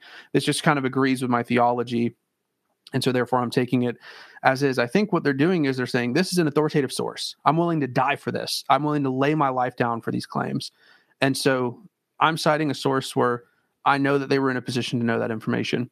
And so that's why I don't think that's plausible. I think that the very fact that these documents are cited authoritatively and uniquely authoritatively, like these guys are like saying these are the very words of God, and then they're quoting these sources. I just don't think we have good reason to think that someone else named Mark could have written Mark. So there's my answer to that. Do you want to follow up at all, Adam, or are you good? That's fine. That's fine. You got a few more hands up and not that much time, Daniel. So yeah, this is. I resent that Disney comment, though. I mean, I'm really. I would upset. if I were you, for sure. So, Nicholas seemed like he was waving. Nicholas, did you actually want to ask something, or I did show you waving before anybody else had a hand up? No. Okay, so then it's going to be George. Thanks, guys. Terrific space. I'm pleased to meet all of you. I definitely give everyone a follow. I was really impressed with the conversation, so I invited like 30 people by DM to come in and listen. I'm really thrilled to see a space about Christianity that isn't just angry young men screaming about unleavened bread and the filioque. This is really, really a nice change of pace. It's very informative.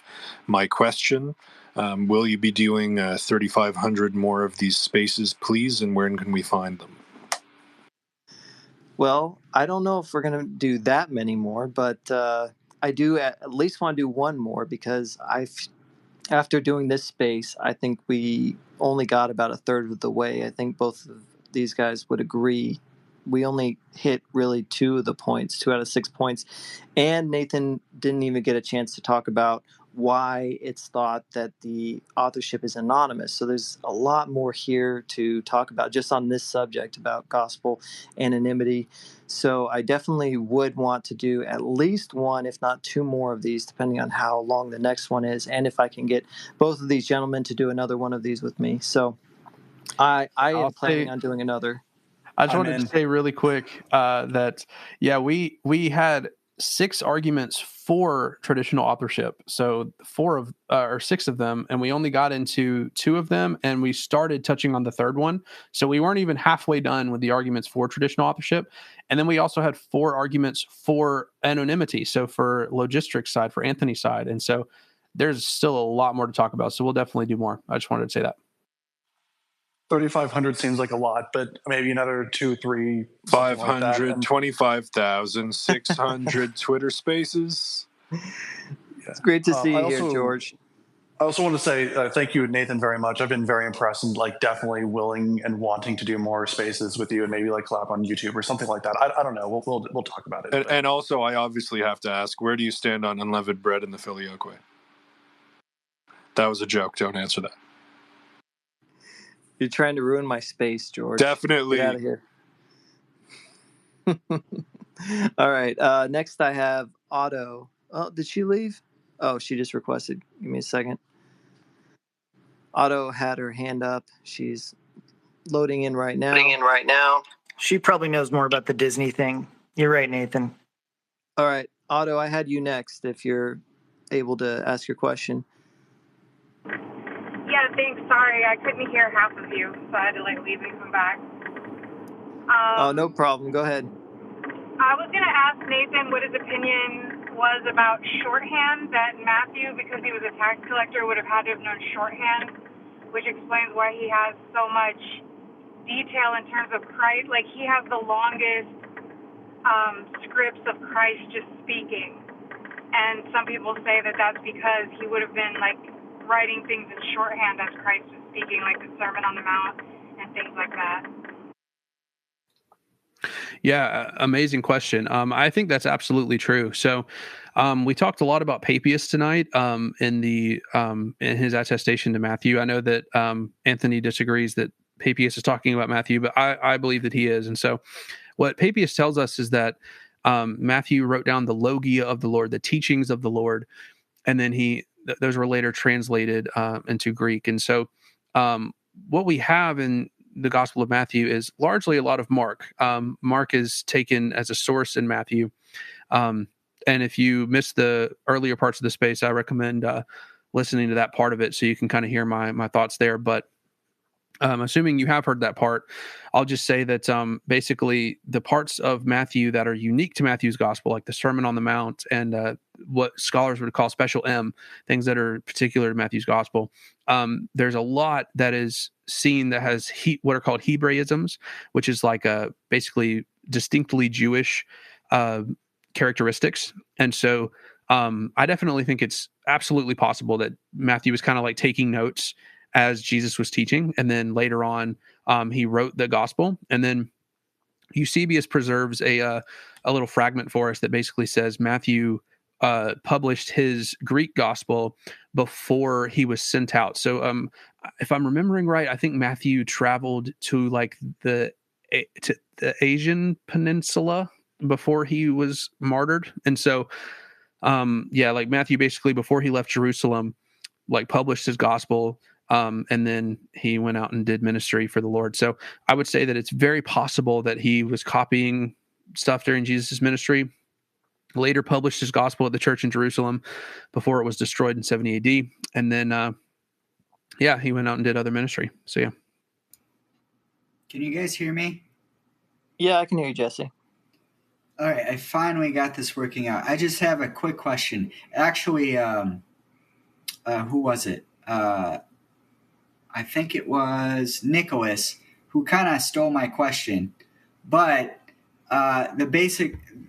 what went along with my question was, have you guys considered things like Michael Kona's view of the Gospels? And I'm not sure exactly where Mike lands on the authorship issue, but he kind of presents a different view of the Gospels than is generally, how you marry these certain contradictions together. And he says that it's based on, the genre that it is instead of the exact wording or something like that. So I'm wondering what you guys think of that.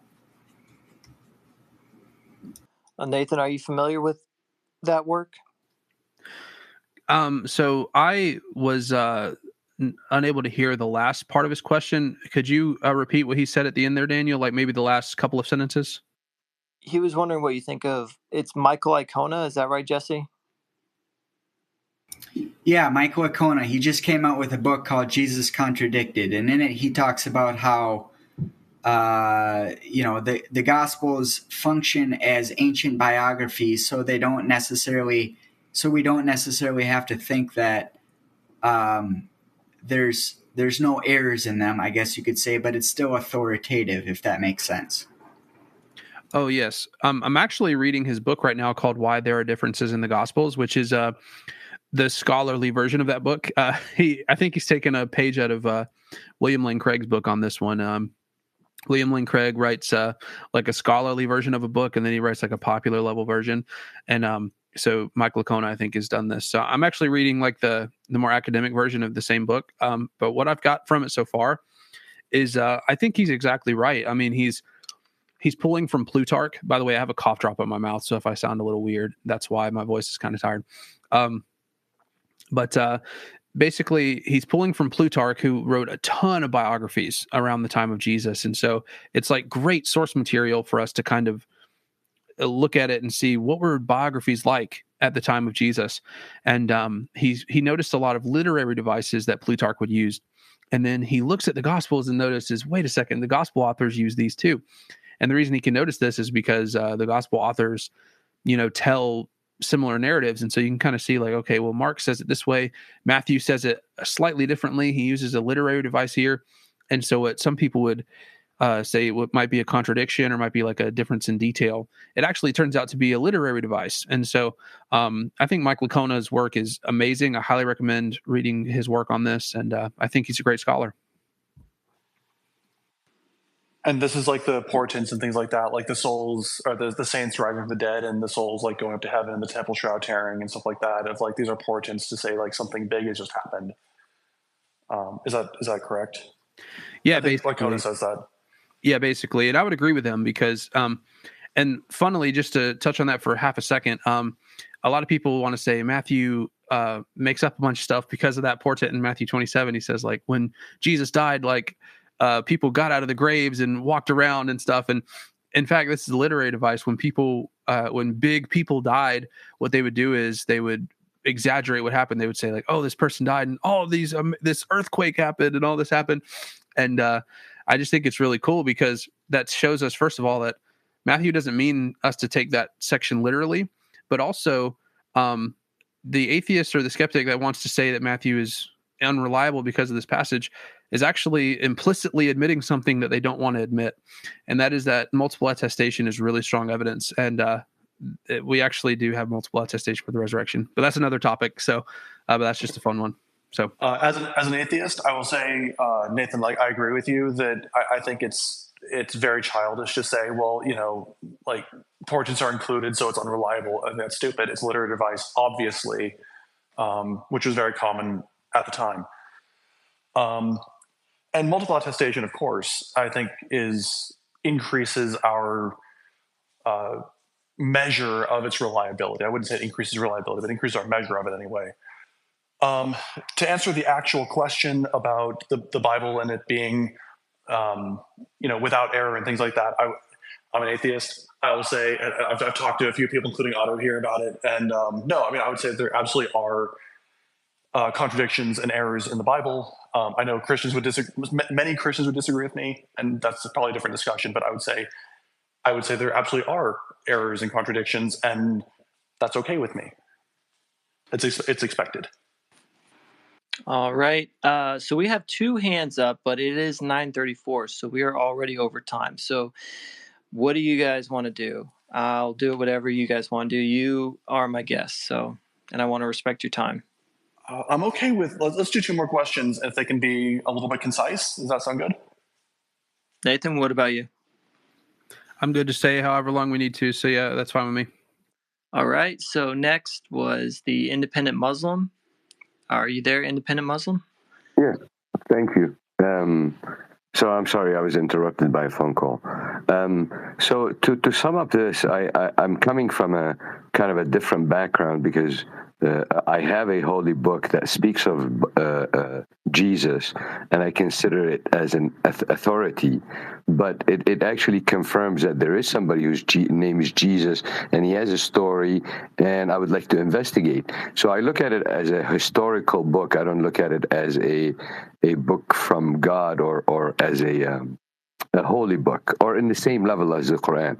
But I can sum up, after I read it, I came up with a almost 180-degree conclusion from all the Christians that read it, because I can sum up the story of Jesus in few lines.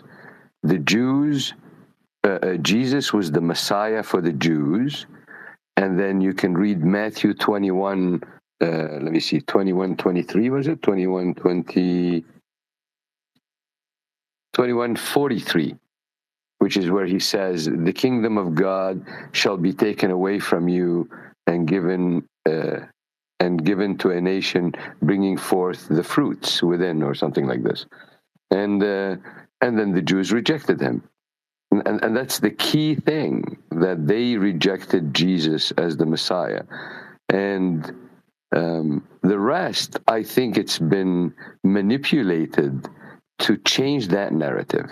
Like the main narrative is that Jesus was the Messiah, which means he was the king. He was like Saul, not like Solomon and David, because they were not messiahs. But Saul was a Messiah, which means a king of the Jews. And then you have to go back to the Judaism and understand Judaism to understand what the kingdom of the Jews is. Hey, independent Muslim. We're talking about the authorship of the Gospels and whether or not they're anonymous. Did you have a question regarding the subject of tonight? Yes, I believe the book was put together to change the narrative of Jesus. So it's very difficult to know who's the author of the book, because So do you understand what he means when he says he's asking if you have a question? No, I don't have a Question is an question. interrogative Yes, statement. It's usually I'm brief, sorry, I and it don't have a allows the question. other person to respond. All right.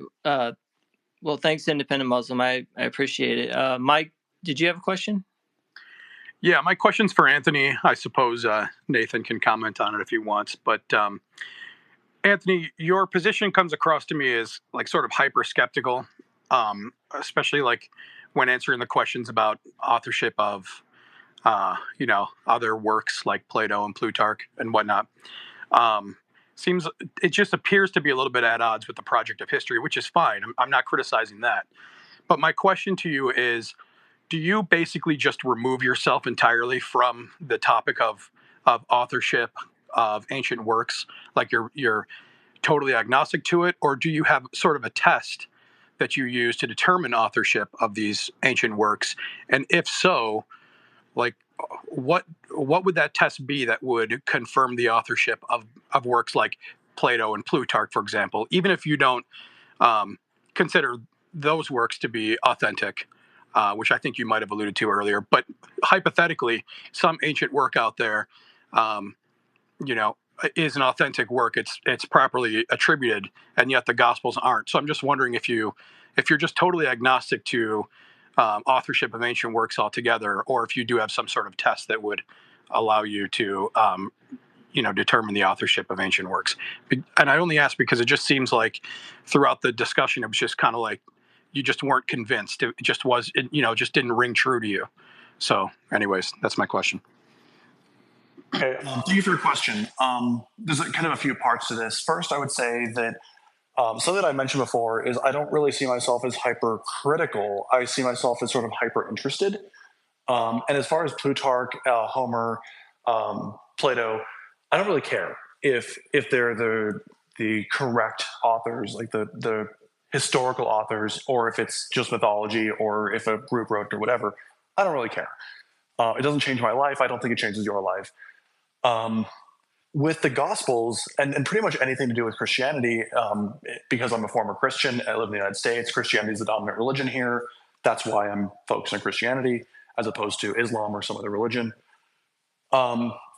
Christians in the United States are, and I live in the South, also in South of the United States, and so yeah, Christianity plays a big part in my life because of the people around me. Changing laws and things like that. You may say that it's valid and whatever, and I would disagree, and that's a different discussion. But this is why I'm very interested.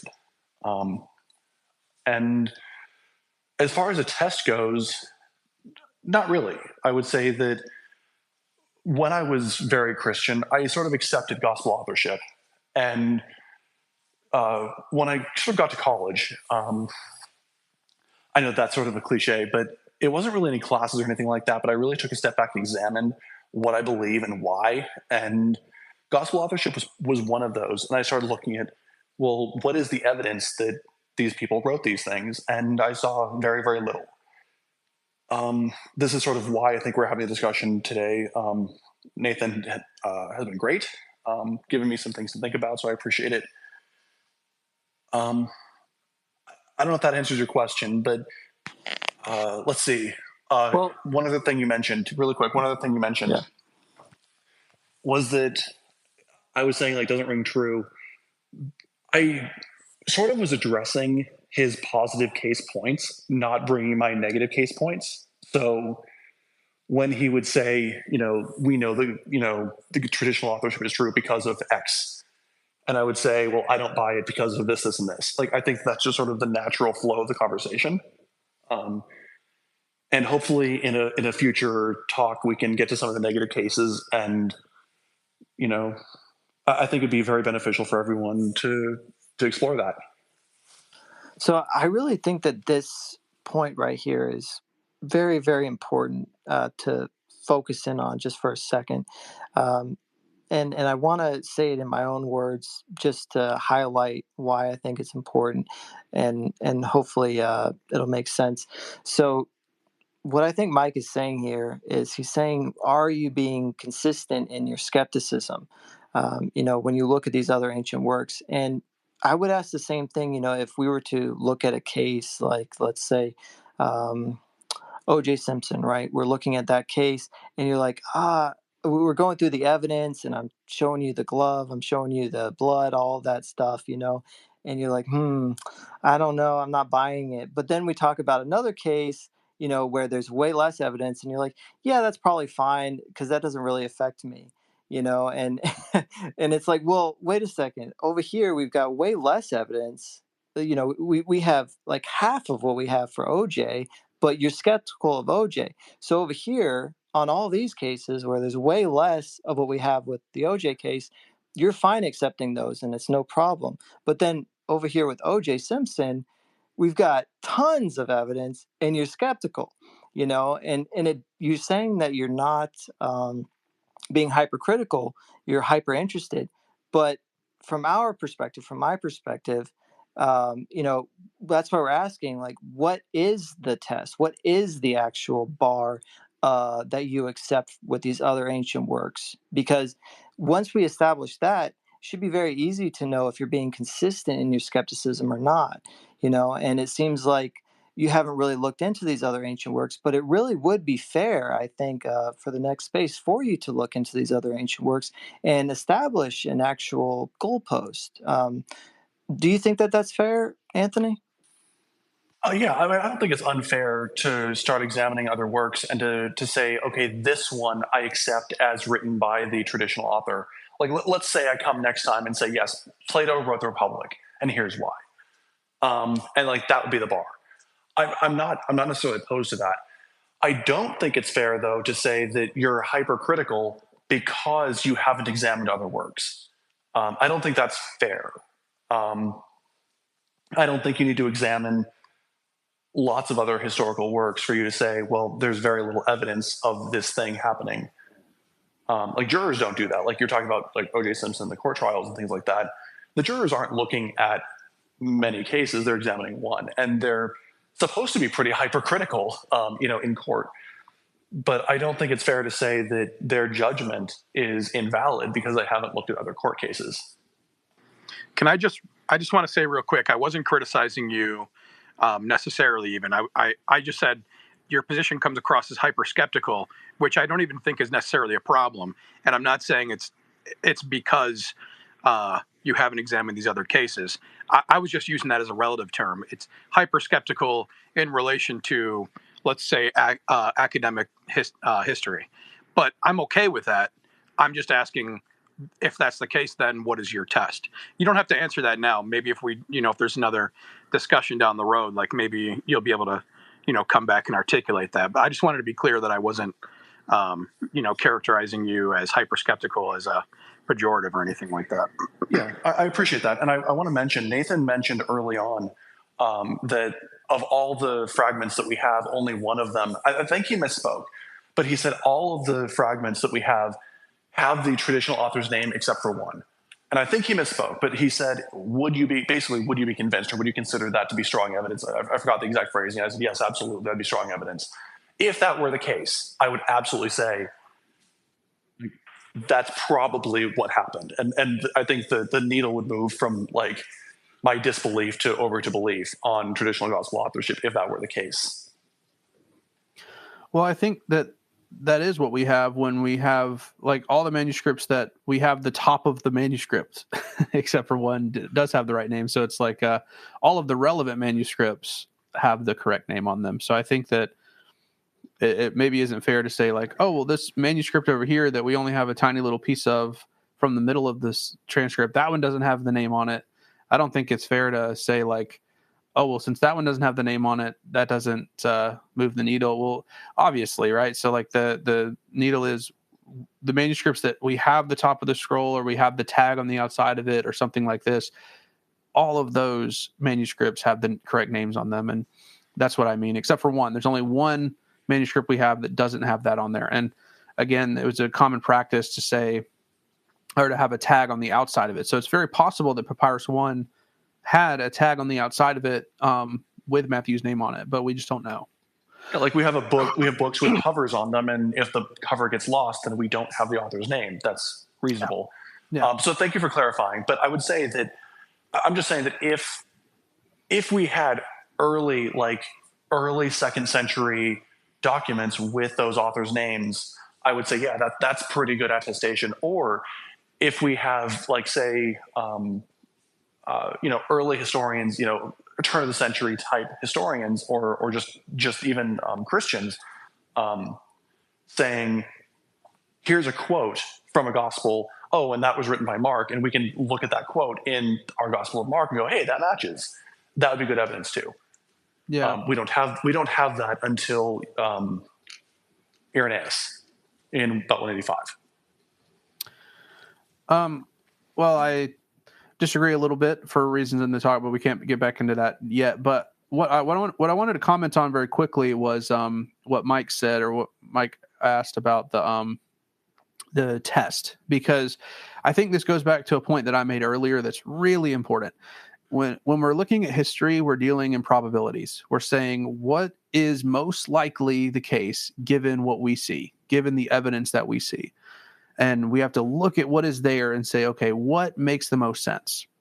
And I think when we look at, and I'm not going to discuss arguments we didn't talk about today, but when we look at all the manuscripts that are relevant, we have the top of the manuscript, we can see the title, all of them have the right title on them. When we see people talk about the Gospels, if they ever mention names, it's always these 4 guys. When we look at the fact that these are the only 4 Gospels that are ever cited as authoritative, when we look at the book of Hebrews, which we kind of got into a little bit, and it's like, that actually is an anonymous document that we don't know who wrote it. And we see debates, and then we don't see that with the Gospels. It's like, we look at all of this stuff, and then all the other arguments that we didn't get into tonight. And it's like, I look at that and I say, what makes the most sense of that? To me, it is the traditional authorship case, and it's not even close. Like, it is not even close. And so that's why I think something like a test would be super important, because it's like, would we expect unanimous and universal external evidence on the anonymous gospel hypothesis? I would say no. Would we expect these 4 to only be the only ones cited as authoritative? If that's true, no. Would we expect, there to be no debates about who wrote them if they were actually anonymous? No. And so it's like we just go down the list on these arguments, and I just think that it's not what we would expect at all. And I think the arguments against traditional authorship just aren't very strong. I think that they almost entirely rely on arguments from silence, or just like a distrust in early Christian communities. I think it's just like to use Mike's term, like hyper skeptical. It just seems like it's like an inconsistent standard. It's like, for one book like Plato, they'll accept much less evidence, but for the Gospels, it's like, all right, if you can't like demonstrate it in a lab, then I won't believe it. And it just feels, I don't know. Maybe you can sympathize with what I'm saying here, Anthony. Like, sometimes it just feels like the atheist is saying, all right, give me evidence. And then we're just like, all right, here's all this evidence. And then it's like, well, I'm still not convinced. And it's like, oh man, well, come on. Like, what do you want from me? So yeah, I'll leave it there. Absolutely. I can sympathize. I would say, when you say, like, for each thing, like, would we expect this thing? No, we wouldn't. Next time, I don't want to get into it right now, but next time I would say, I disagree with you, obviously. And we can kind of dive into that aspect a little more, like, from that perspective, if you want. I think that'd be very interesting. Yeah, I do too. I think that that's absolutely the right question that we should be asking when it comes to all this stuff. Would we expect this on this theory, and would we expect it on that theory, and why? So anyway, I think that we should probably get out of here. It's 9:51, so I definitely kept you guys over a bit. Do y'all want to say any closing remarks? I think Nathan went first in the introduction, so I'll have him go last, if that's all right. Anthony, would you like to make any closing remarks? Yeah, absolutely. Thank you, everyone, for joining, and Daniel for hosting. You did an awesome job, Nathan. Very much enjoyed chatting with you.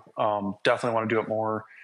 And I have some family listening as well, so I want to say hi to them and thank you for listening. And everyone else, thank you so much for listening and for the questions. You guys have been awesome.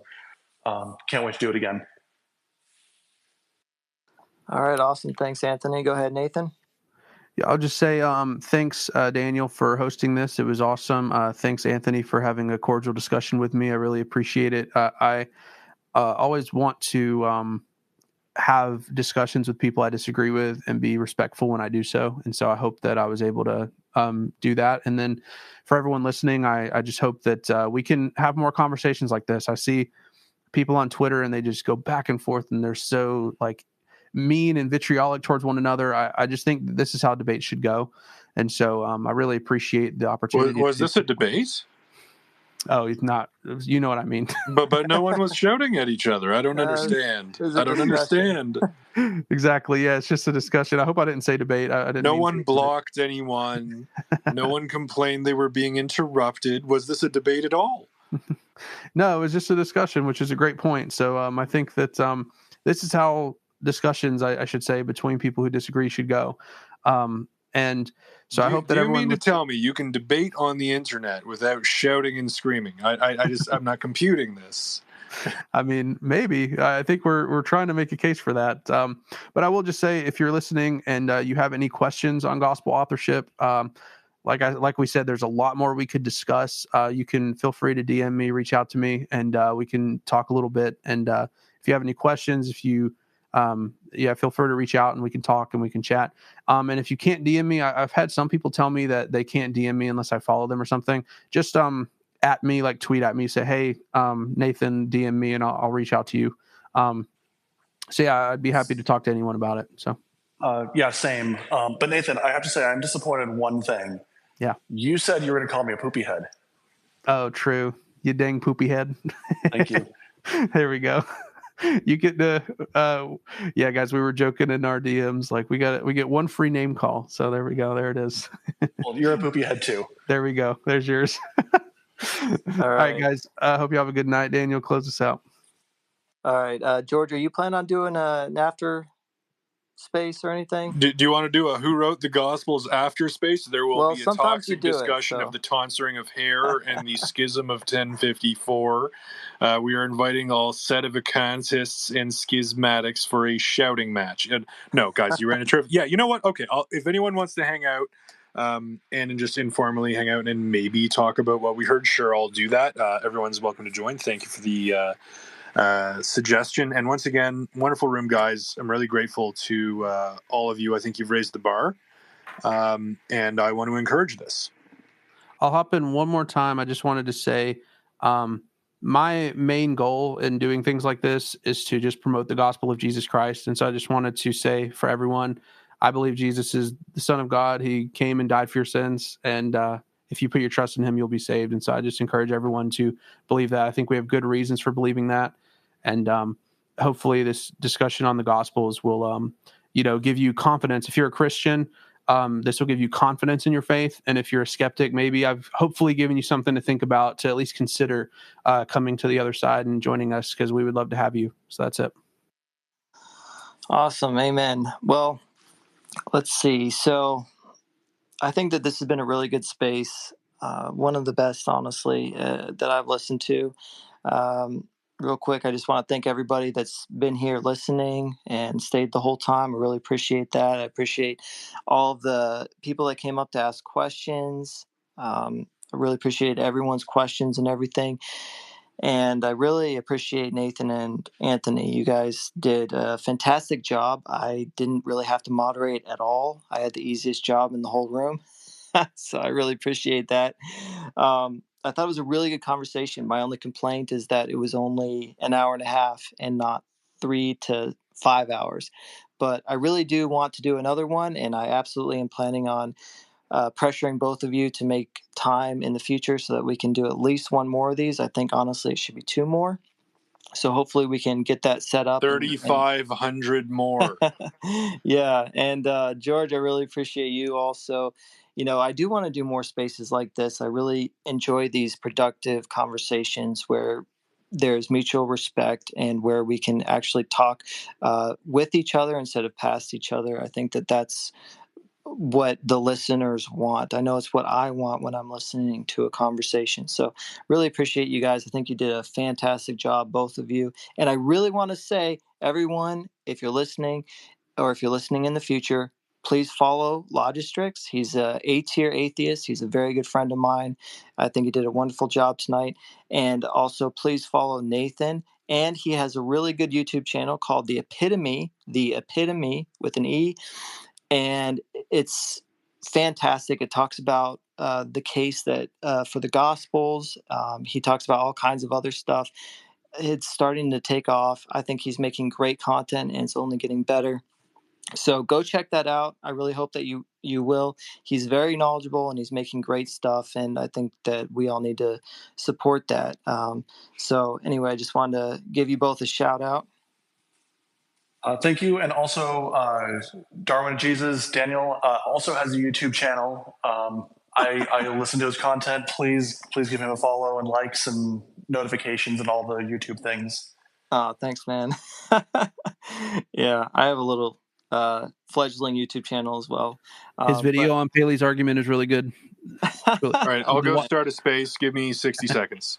All right. Yeah, if you guys want to go to the after show space, go check out what George is doing after this. Anyway, so thank you everybody for being here tonight. I really appreciate it. I hope you had a great time listening. And this has been a wonderful, wonderful space. And with that, I will say you all have a wonderful night and God bless. Thank you very much. Good night, everyone.